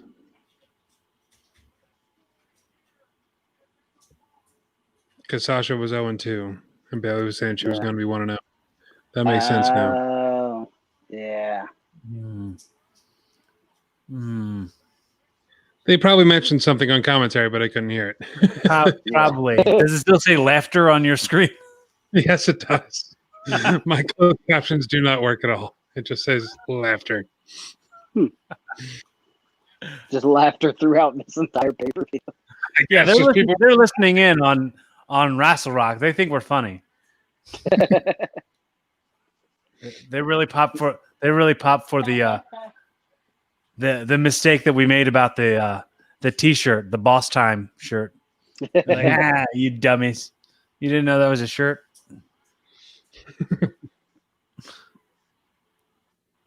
Boss Time Red Sox. It's been an emotional Hell in a Cell.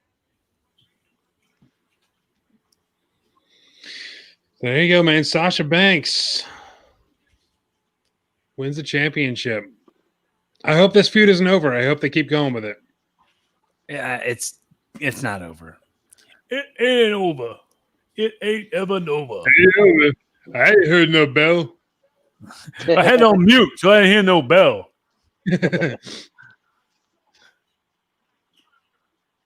That's good stuff.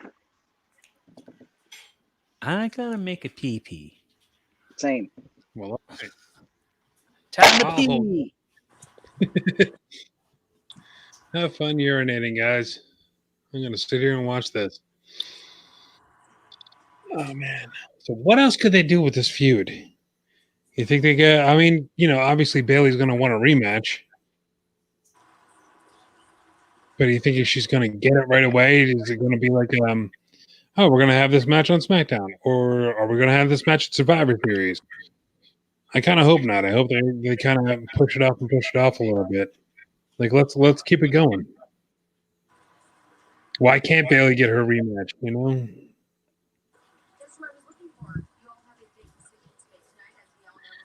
Oh my God, the Hurt Business. Still got an hour of this pay-per-view left. I don't know if there's another match between McIntyre and Orton.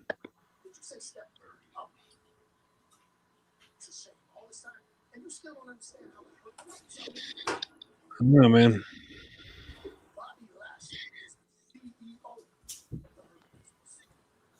Lashley's looking like he's the only one that's ready to go for a float. I guess we'll see. Lashley's still the United States champion, right? Pretty sure. Oh, the cat's attracted to the phone. Oh.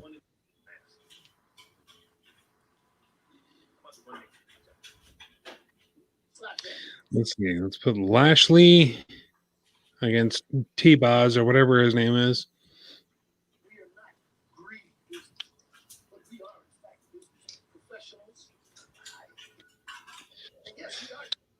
It's just me here, guys. It's just me.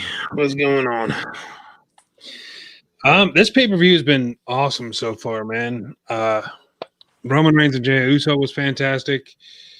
Sasha Banks and Bayley just knocked it out of the park. Somehow had an even better match than Reigns and Uso. Yeah, what's going on, man? I'm back. Welcome back. We got a Hurt Business promo going on right now. I'm wondering if they're going to squeak in a Bobby Lashley match or something here. United States title match. Yeah.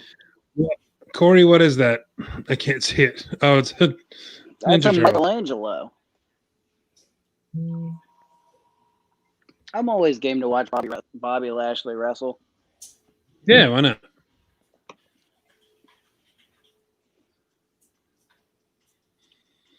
Corey, you should just have a puppet just have a puppet right in front of the camera, and that's it. Like that, we don't see you at all during an entire pay-per-view.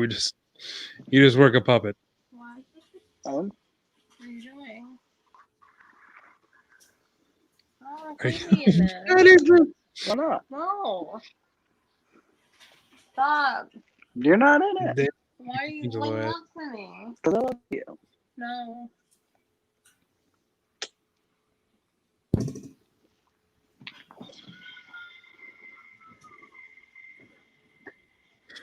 Halloween Havoc Yeah. commercial.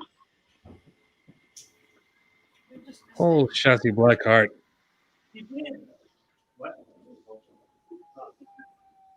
They really need to have her stop howling.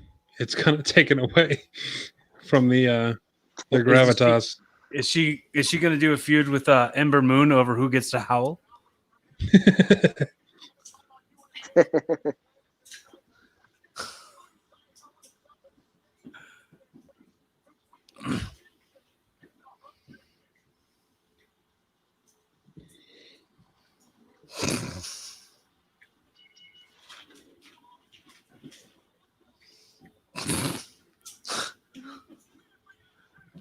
Nobody's paying attention. To what? Oh, the Michelangelo thing? What were you doing? Oh, I didn't do that. That was somebody else Oh, I was thought doing. you No. Oh, it's Bobby Lashley. Bobby Lashley. He's going to be one of ours. He's clocking in. The Hurt Business, clocking in. Oh, It's put the that on one a of- t-shirt. Put that on a t-shirt. Clocking in. Clocking in. I mean, Big time. I would buy that shirt. Oh, I thought you were trying to tell me that was already a shirt. I'm like, no, no, everything I say is always so far, already the a only thing. Hurt Business shirt. So far, the only Hurt Business shirt I think is just the one that Bobby Lashley just took off. It just The one says that Hurt just Business. says Hurt Business. I'm in. Yep. It's not a bad shirt. Cool faction poop shirt. No, I don't like that shirt. Come on. No? No. Why not? Because wrong with it looks like it's got streamers on it. I don't know. It's dumb. Like gold streamers. So, I mean, if you're watching Raw, it's a fine shirt, but to the outside world, it doesn't really translate. True. Who's Slapjack. Oh, Is that Slapjack. Stevie Ray? What's his name? Stevie Ray does the flapjack, not slapjack. No, it's a slapjack. He had his finish was like a pedigree, but they called it Yeah. the slapjack. And he also had a foreign object that he called the slapjack. So it was very confusing to watch Nitro at that time. And then there's Jeff Jarrett was calling everybody slap nuts. We were all confused. Slap nuts. Slap nuts. This is where this Oh, pay per is the title view. on the line? Yeah. Uh, I don't want to see this match. I'm gonna go. This is a good time for a cigarette break for me, so I'll be back. Have a beautiful time. So I feel like if Slapjack wins the United States Championship, it's going to be a definite like black mark on this stellar pay-per-view. Yeah. I think the fact Oh, that it's he Shane even Thorne. Who the fuck is that? he was in NXT for a minute, I think. Yeah, wasn't he in a tag team? He was in like they were there. He's like I wasn't Australian. watching NXT when he was a thing. He's like an Australian guy, I think. I guess. Doesn't he look like in that gimmick? Like, did you ever see the Casey Jones? Secrets of Pro Wrestling Revealed, like exposed, and they like masked up these wrestlers and they like Yeah. exposed the secrets of the business. Yeah. He looks like one of those guys. Skullduggery. I was thinking Casey Jones from Ninja Turtles. No, Casey Jones is cool looking. This guy doesn't look cool. That's true.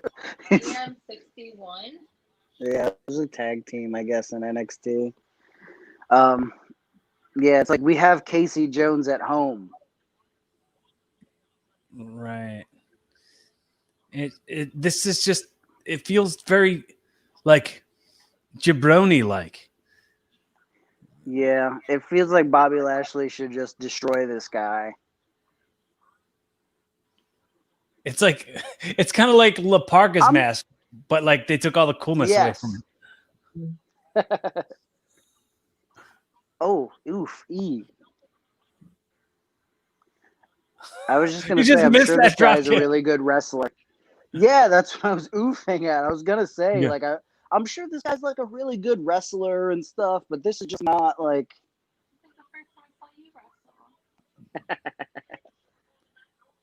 His finishing move called the parallel La Parka.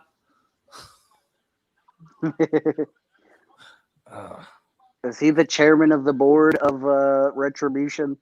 He's chairman of the boring. Yeah.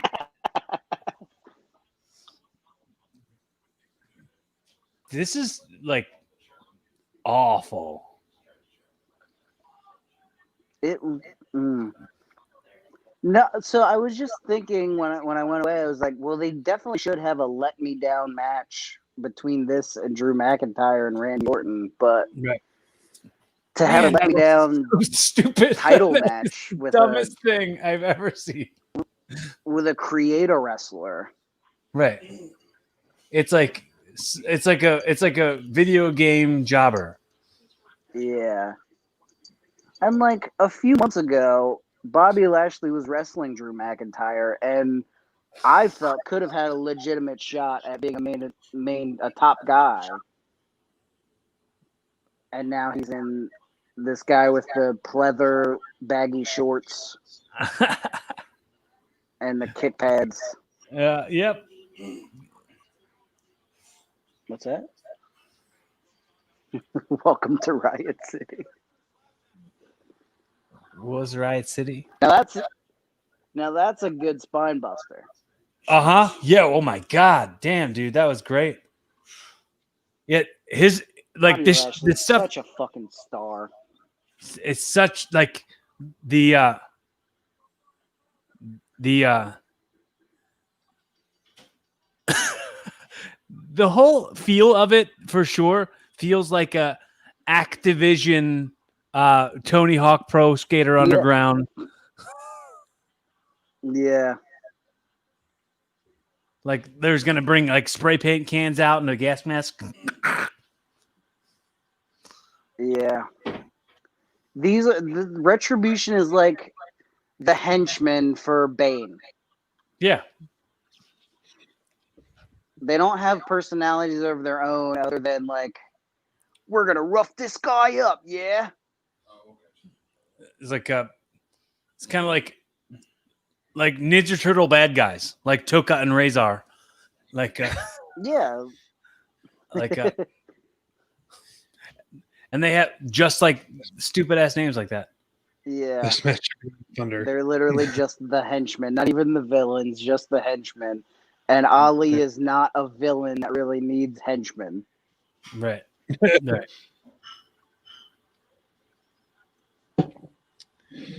Yeah, they kind of have to step up the Retribution game. And see, I feel like bad because when Retribution first started, everyone was like complaining about it. And I was like, well, let's give it some time. Like, we don't know what's going to happen. And now I feel stupid because everyone was right. I did the same thing. You know that I think the idea was that they were former employees who like got the shaft and they were back for Retribution. Right. Now it's like, oh, these are people who you've never seen before who are getting Retribution for nothing. For nothing. Like, The I'm gonna only get one revenge who on has you. like a gripe. Right. The only one who even has like a Retribution gripe is Ali because of the whole Kofi Kingston thing. But that was like, okay, I guess. Yeah, like, but these other people, like, these are just NXT people. Like, what do you need Retribution for? Right. My Retribution for the fact that you've never gotten booked in the WWE because you sucked. Like, what's the Retribution? Like, if they were like still spray painting the WWE logo on the plexiglass and stuff, that'd be cool. If they were going around like sledgehammering this Thunderdome, that would be like anarchy. That's great. Do that. Like spray paint over the stuff. If you're like taunting the people. Yeah. Yeah, like, so Ali's thing was, I was the hacker on SmackDown 6 months ago.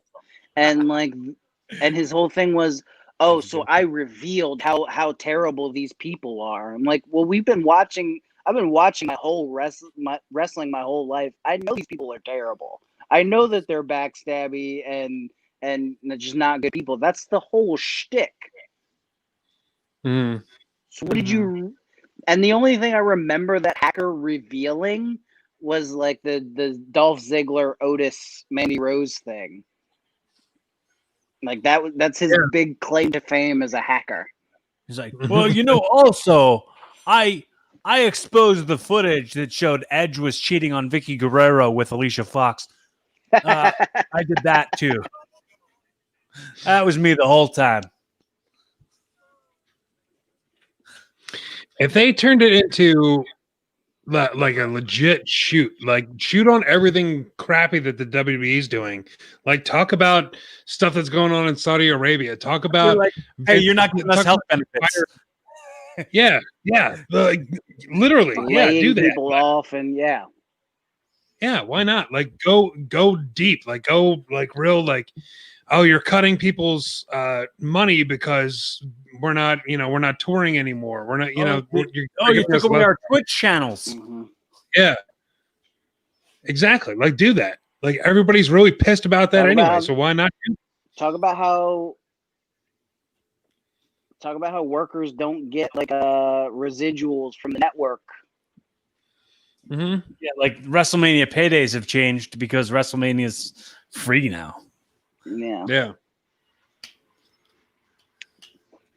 And was it Chris Jericho that just had a thing about that, about being on the network still and not getting any money for it, but he's getting money from like Netflix, like he's got a movie on Netflix that he's getting money for still, like MacGruber or something like that. So I can see both sides of it though, because like on the network, what do you want? You're like 2 cents a month for being on Starcade 96 or whatever. Right.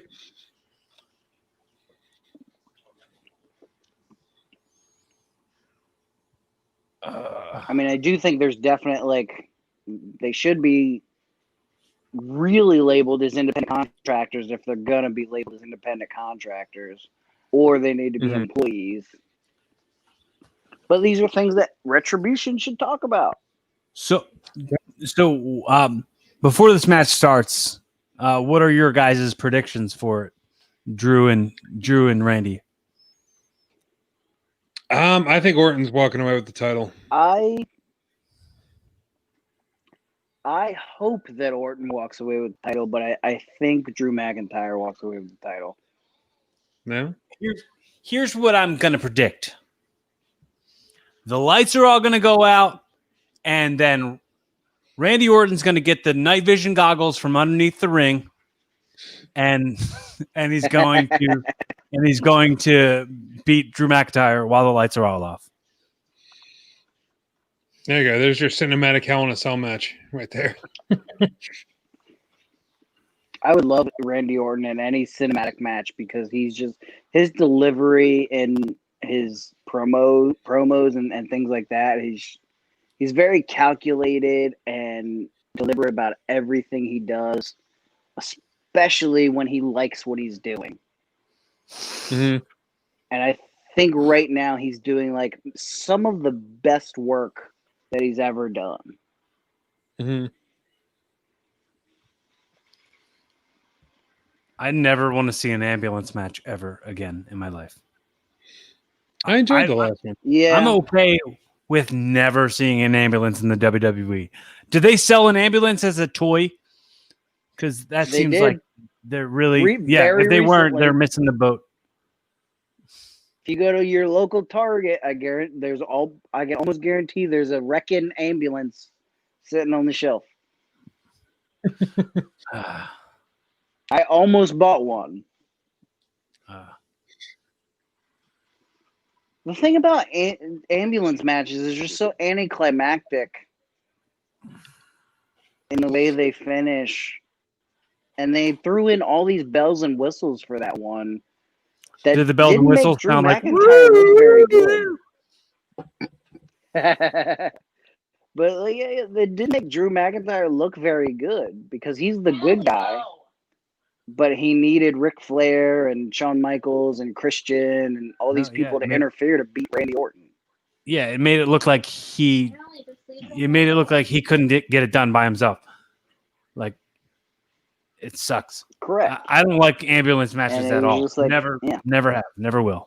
I will say, I recently watched a ambulance match between Mike Awesome and Bam Bam Bigelow.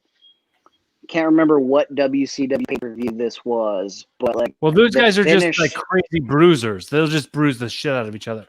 Like that's just yeah, like you can imagine. It's just a fight. Like right.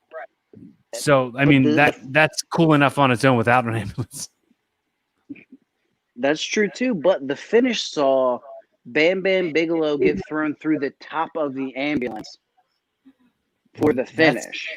Yeah. Well, that'd be neat if they did that again, but I still am not really like that can be cool once. No, I get it. Overall, the concept is it's kind of lame. And if you know anything about Bam Bam Bigelow, he always falls through stuff. Right. Look at anyone you have with Taz. But also in ambulance matches, as much as I don't really care for them, I feel like they should be the blow off. Oh, wait a minute. Interesting. Oh, well, that was anticlimactic. Yeah, could have stalled on that one a little longer, Randy. Not very calculated. He just proved you wrong, Rob. This match, this match also has a tough task ahead of it because we've already seen two amazing Hell in a Cell matches. Oh, I thought you were going to say, how can you follow the Slapjack Bobby Lashley match? The real tall test. The Bobby Lashley versus Slapjack, or yeah. No, I'm just saying, like, how can you follow that?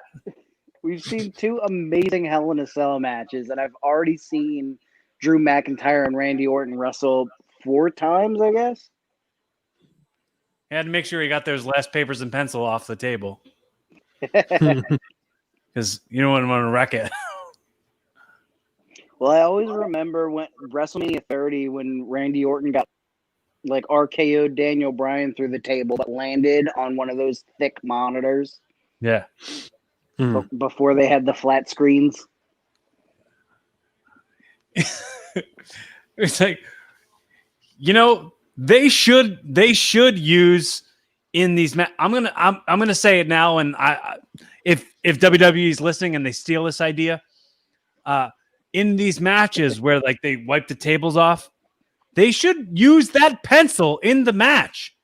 They should be trying to stab dude in the head with the pencil, or like in the eye, or what'd you say?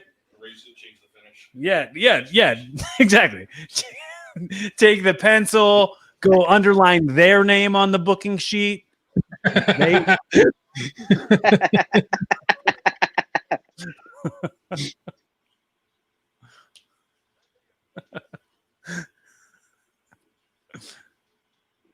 The pencil is someone's watching this podcast right now and has already cued to the ref. Tell him to change the finish. Tell him to use the pencil. The pencil is the biggest weapon used in wrestling. You never heard that saying? What's that? The most powerful weapon in wrestling is the pencil. You never heard that saying? I haven't. I've heard the pen is mightier than the sword. Penis mightier. Yes. Want to ask you about the penis mightier. I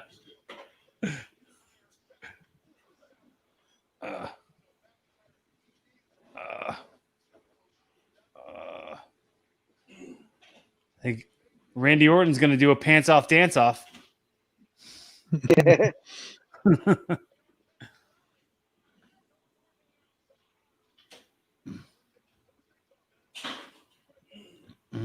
Oh man.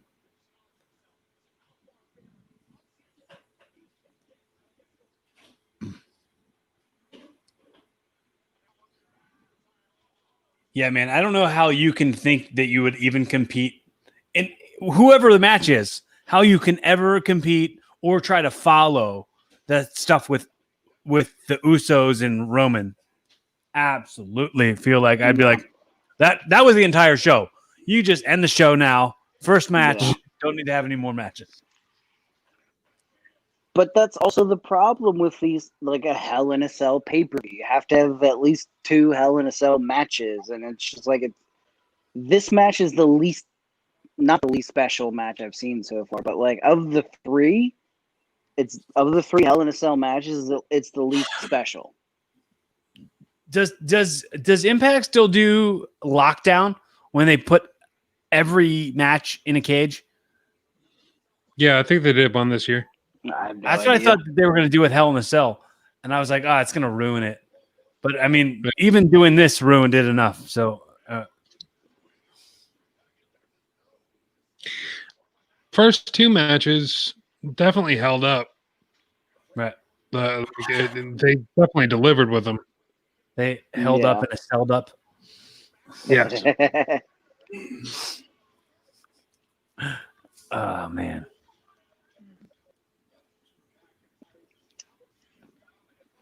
Yeah, those aren't impressive looking little things at all. Yep. They look like they look like me. Beep, beep. I've already seen someone get beaten with a strap, and all the. I saw somebody tape 2 kendo sticks together for nothing. I mean, already, I don't need to see anybody like tap somebody up against the ball pit at Chuck E. Cheese.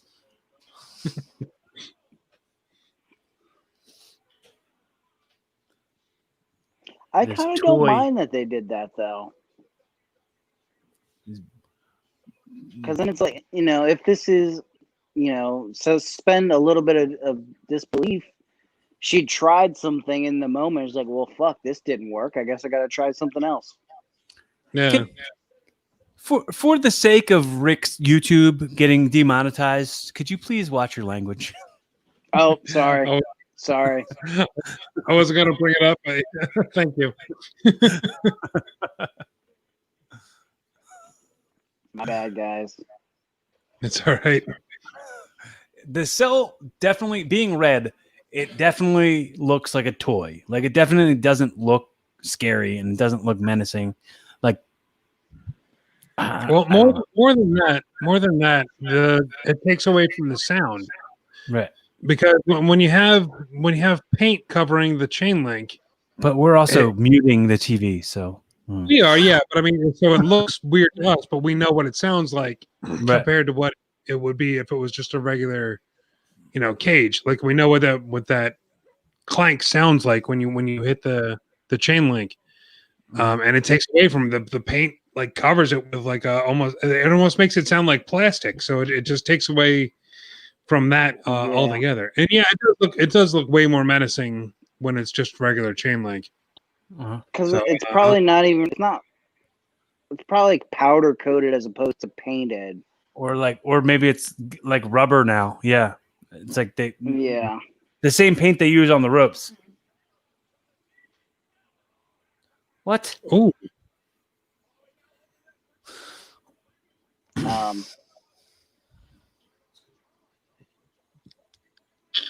And it's also like red is such a like engaging color that your eyes are always moving back to that red. That red just draws your draws your line of sight as opposed. Yeah. Just hit him in the teeth with that chair. Did he? It looked like you jammed the top of the chair into his tooth. Oh, that ain't cool. That's not cool. Oh, he's taking his pants off.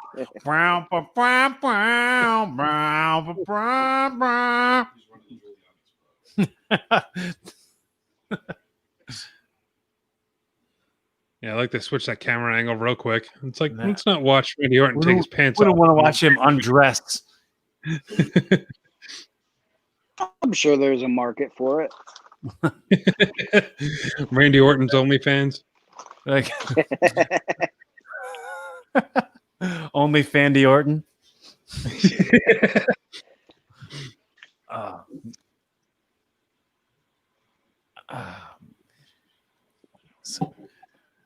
we're gonna cut away to this replay. Skittles, taste the rainbow.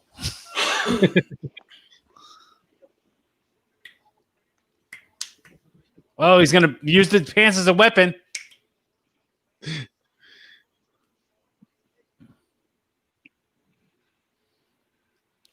Pants as weapon from the dealer.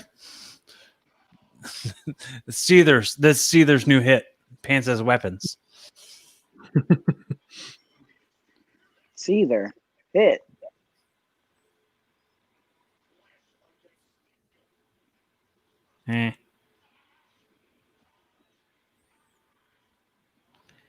They're gonna make him. He's gonna take a little nap now too, like they had in the first Hell in a Cell.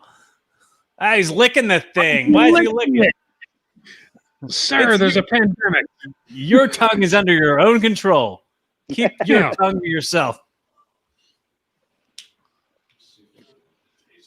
It's 2020, sir. You don't want to be licking random objects.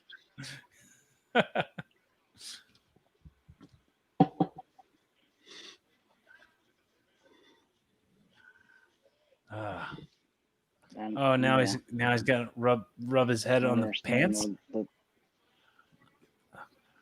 The pants. Pants, we're falling apart. Pants. Oh man. So many things you can do with pants. Ha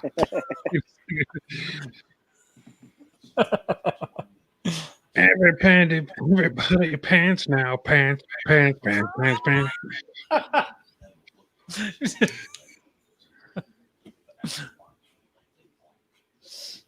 Oh man.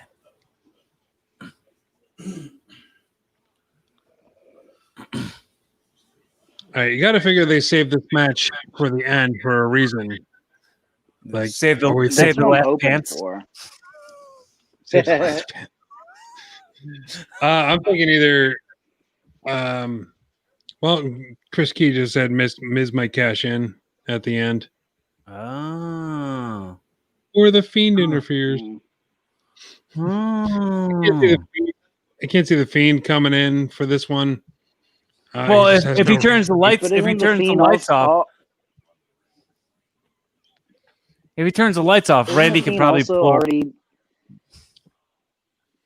the goggles. His night vision goggles. Night vision goggles. Lights go off. Night vision goggles. RKO to the Fiend. Yeah. The Fiend is also burying Retribution right now, though, isn't he? Yeah. Wait, The Miz is on Raw now, right? He's got his hands full with Slapjack.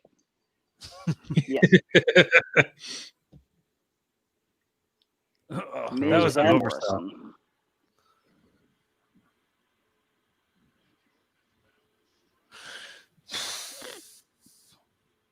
It's a bit of a botch sell there. Yeah, this is too much. It's oversell Sunday.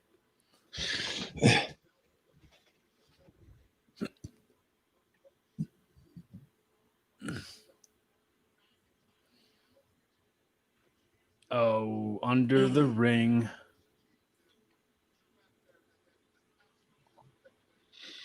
Got some tabblies.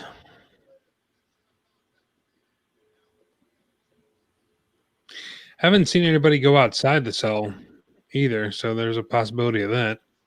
Well, they started the match outside of the cell. Yeah, but I'm talking about the classic, climb the cell, throw somebody off. Yeah. I mean, I don't know if they did clear off that table. Yeah, he took the pencils and the papers off, so. Yeah. You just don't take pencils and papers off a table for no reason. And the commentary team has done nothing to replace them. Yeah.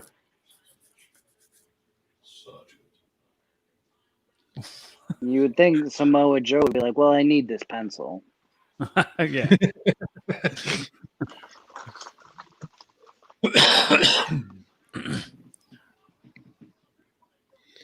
Orton goes I'm going to take the eraser and I'm going to get rid of Slapjack.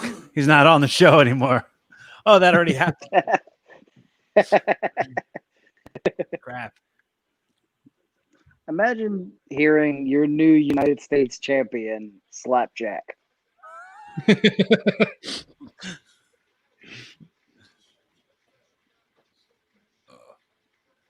Man, that cell is so big.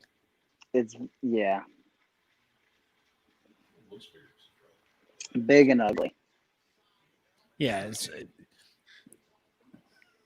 I don't like it.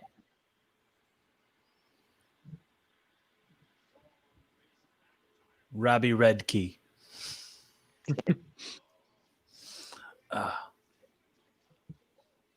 Dude, you know what they haven't done in like 20 years that would be neat? If they like put a noose in the Hell in a Cell and raise the cell again. Oh boy, that would be nice. That'd be cool. Yeah. I was there for that. Definitely ages well. Rick and I were both there when that happened. That was in Philly. Oh, really? Yeah. Yeah. Oh. Undertaker and 15? Big Boss Man. Yeah, it was 15. It's probably the worst Hell in a Cell match that's ever happened. Well, it was I mean, it was when you worse say it than out the loud, dog, yeah, dog probably. kennel from Hell match. That was a Hell in a Cell with a cage inside of it. The dogs were having sex with each WrestleMania I other went to and was taking poop. 35.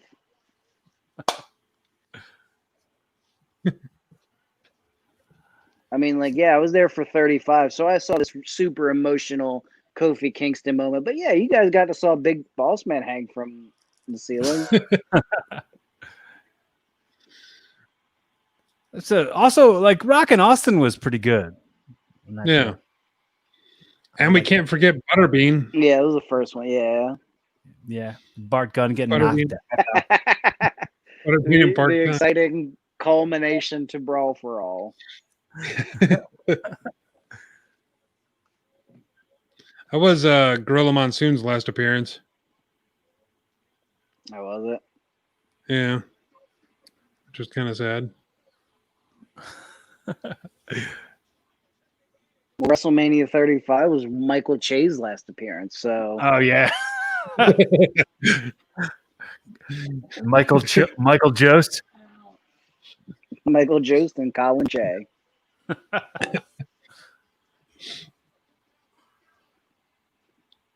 Adam Cole, Che. Oh man. Why are they piping in a What? "This is awesome" In chant? this match. That's come on, This is happening. come on. This is happening. One of them needs to go onto the ring and get everything the I've duct tape. seen. What do you say? So one of them needs to go onto the ring and pull the duct tape out and tape the table back together. Yeah. Or tape two tables together. That'd be funny as hell. I'd laugh my ass off if somebody did that. What's better than one table? Two tables taped together. Coolest. I mean, honestly, it was just like just a way to Everything just I've seen, someone going through a table is awesome. This is Yeah. something. This is awesome. We can choke someone out.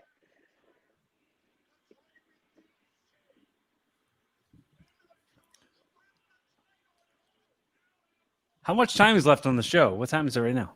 Probably Like 20 that. minutes. 40, yeah, I got about 20 minutes left of the show. Mm. Don't end early.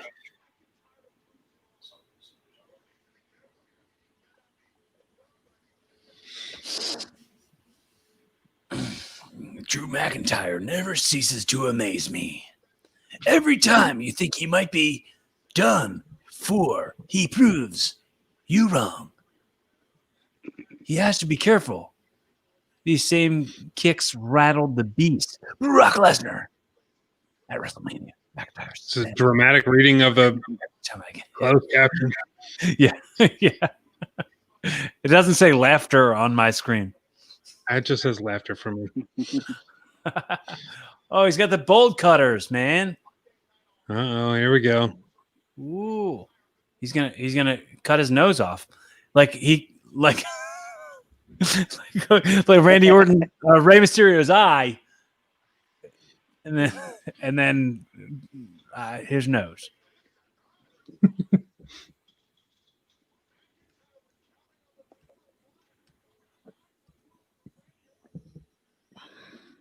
Oh, I was saying this match needed more chain.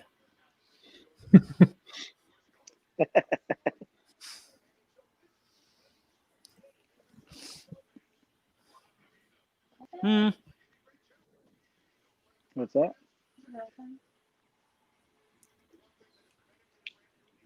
There's going to be a run-in by the Alpha and Sika.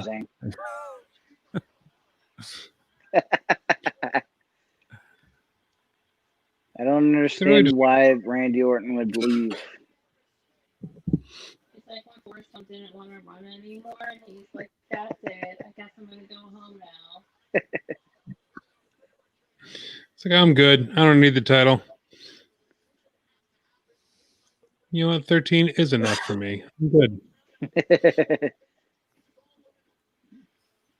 My legacy is secure. Didn't you see my documentary they just aired?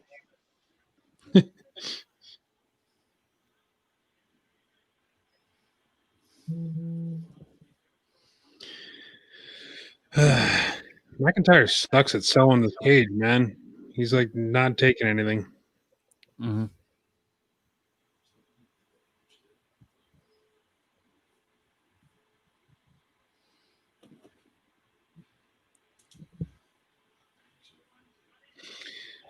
It's practically plastic. Just take the bump.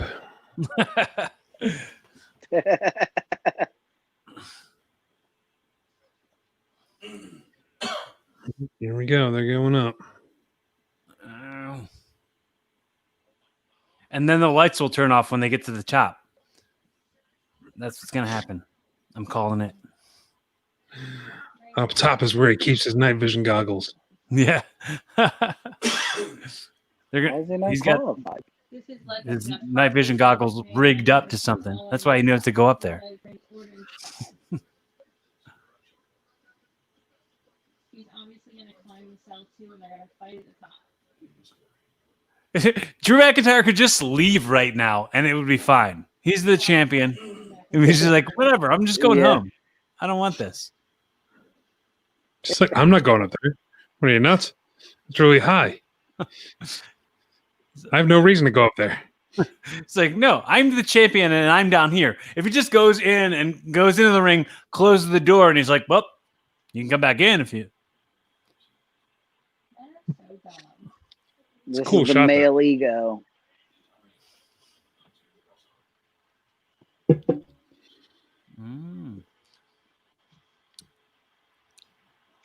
why does Drew McIntyre even have to think about it?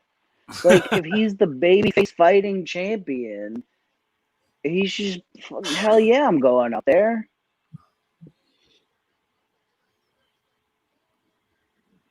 Oh, man, I thought there was a ladder up there. What? I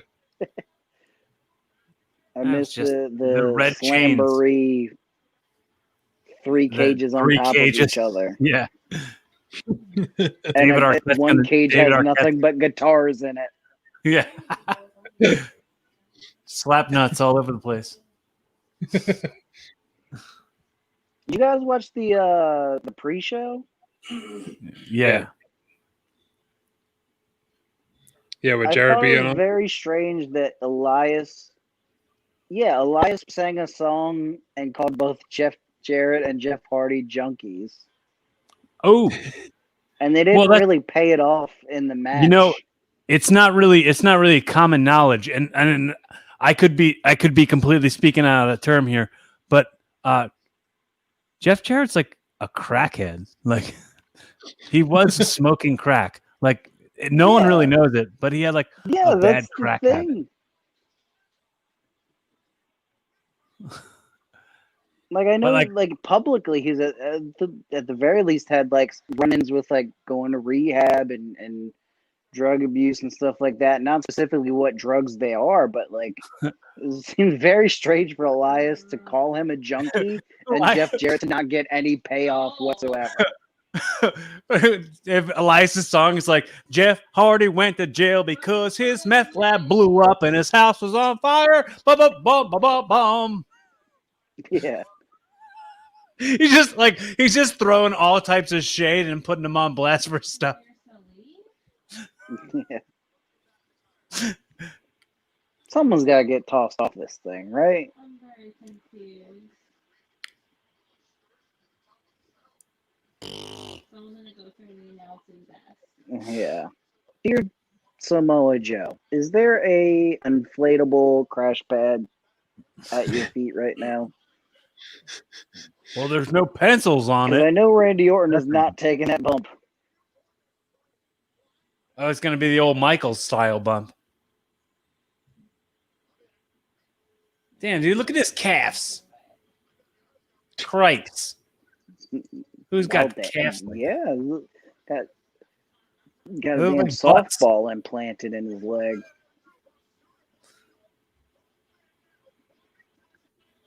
Darn. You got butts for calves.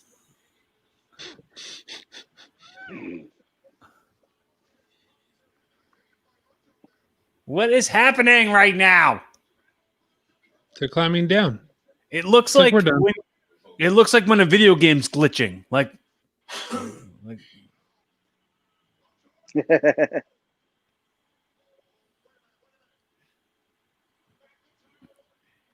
you ready, kids? Aye, aye, Captain. You ready? I can't hear you. I'm gonna do an RKO off the side of the cage. Ooh, that would be. Never mind. You can't do that. Oh, all out of pities. He's grabbing fingers. Mm. That was a Roger Rabbit reference. Oh, there he goes.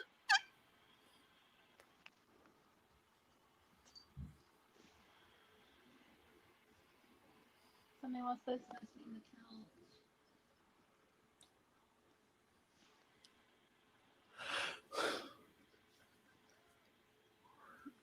This still isn't as good as the other two matches. It's really, yeah.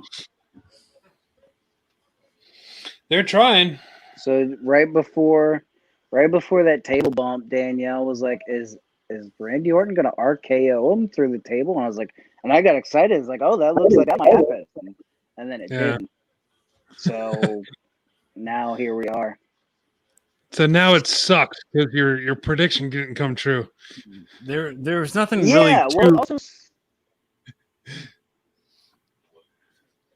too also spectacular kinda about sucks that. because this is what the bump is, the bump we saw in the very first Hell in a Cell. Yeah. And it was we've lattice seen so high. much stuff. Oh, is he bleeding out of his mouth? Yeah, That's not. Come I on. guess so. That's hokey. But it is. You know, if he was fake blood. No, Corey was saying that the blood out of his mouth is hokey, and it kind of is. When I've seen that bump before, it's not necessary. Nice to drag him inside the cell into the ring to win. Yep. That's a pain. Why didn't he have friends to do it for him? If he just made friends with retribution. It's true. So the Roman Reigns Jey Uso match had these like kind of not dull, but these like empty moments between the spots that they were doing, but they sold it so much better. Yeah. There was so much better of a story to be told. But right now it's just like, oh yeah, he's got to get him back in the ring to beat him. I mean, I don't know. They're trying. They're trying to do as much as they can. It's not Yeah. as good of a story. I agree. But They're going for it. I got to give them credit. It's not a bad match. It's just not as good as the No. other two. If this were the only Hell in a Cell match on this pay-per-view, it would be excellent. Mm-hmm. But like, Right. If the problem if is this we've was seen first 2 Hell in a and Cell the matches. last match was the Universal title match, that would be way better. Because this is kind of corny. Absolutely. Yeah. Right. It's not like that doesn't compare to how good some of the bumps that Sasha and Bayley were taking, or some of the bumps, that were Correct. that Slapjack took. I mean, Slapjack really stole the show for me.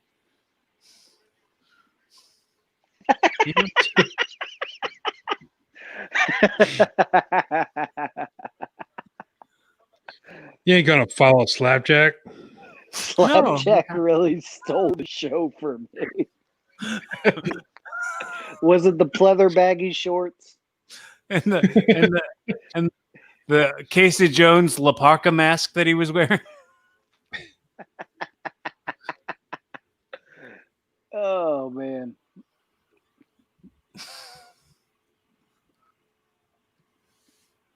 I mean, like, yeah, they're doing I think they're doing the best they can with what they're given. Mm-hmm. But and Randy Orton did his damnedest to make me want to see this match. Yeah. I mean, the promo he did on Monday with, like, I was right here when The Undertaker and I were toe to toe, and I was over here when I killed Jeff Hardy. Oh, is it finished? That was I thought that was going to be good it. shit. Stuff. It's all right. That should be the disclaimer every time. For the sake of Rick's YouTube channel not being demonetized. Sorry. No, Corey, you're not going to get as in trouble about it as I will. when I do it, I get a text message the next day. Don't do that again. I hate you. Yeah, but I don't say I hate you. I just take a picture of the demonetization notice that I get from YouTube, and I'm like, "Hey, Corey, see this? Can you just stop this, please?" Robbie's only on every once in a while. You're on every week for the last 5 years. You should know better, Corey. Jesus. I don't know. I don't know if Miz cashes in. I hope Miz if he cashes doesn't cash in, it would be a real missed opportunity. Otherwise, yeah, because otherwise there's no reason this match should be last. Right. That it would make a lot of sense. Like, Drew is overselling a lot, like the table bump with the blood and everything else. It would make sense that the blood, if Drew, yeah. It would make sense. They're not doing the best. One thing. 3, 2, 1. No, not gonna count. I hated that when he did that. It's dumb. Yeah, I hated that so much. It's more for a live audience, though. Mm-hmm.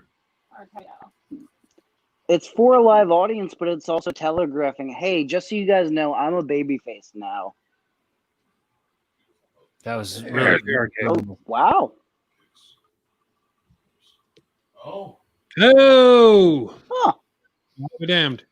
That was a pretty clean finish. Yeah. Now I want Miz to try to cash in and just get RKO'd.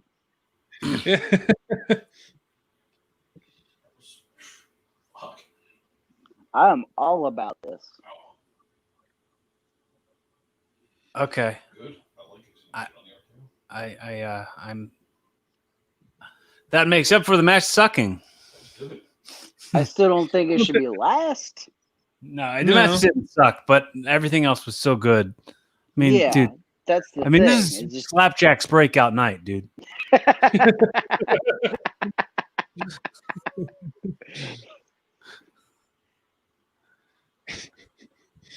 wow. We could have had Slapjack as U.S. champion. We got Randy Orton as WWE champion.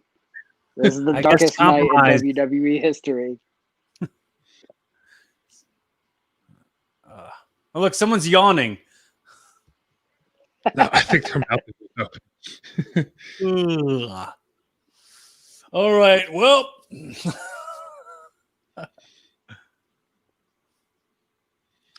So it makes him what, 14-time champion now? Yep. 14-time. Woo. triple the second most world titles in WWE. What? I'm trying to read this commentary on the closed captioning. It should just say laughter the whole time. It's a good finish. It was a good Yeah. finish. I enjoyed it. Yeah.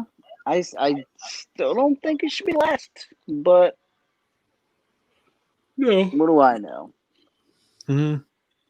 Honestly, the Sasha Banks and Bayley match, if they would have put that on last, that would have been good Well, for me. These title changes And in any Hell in a of the other Cell two, I two in a think. row. Mm-hmm. Yeah.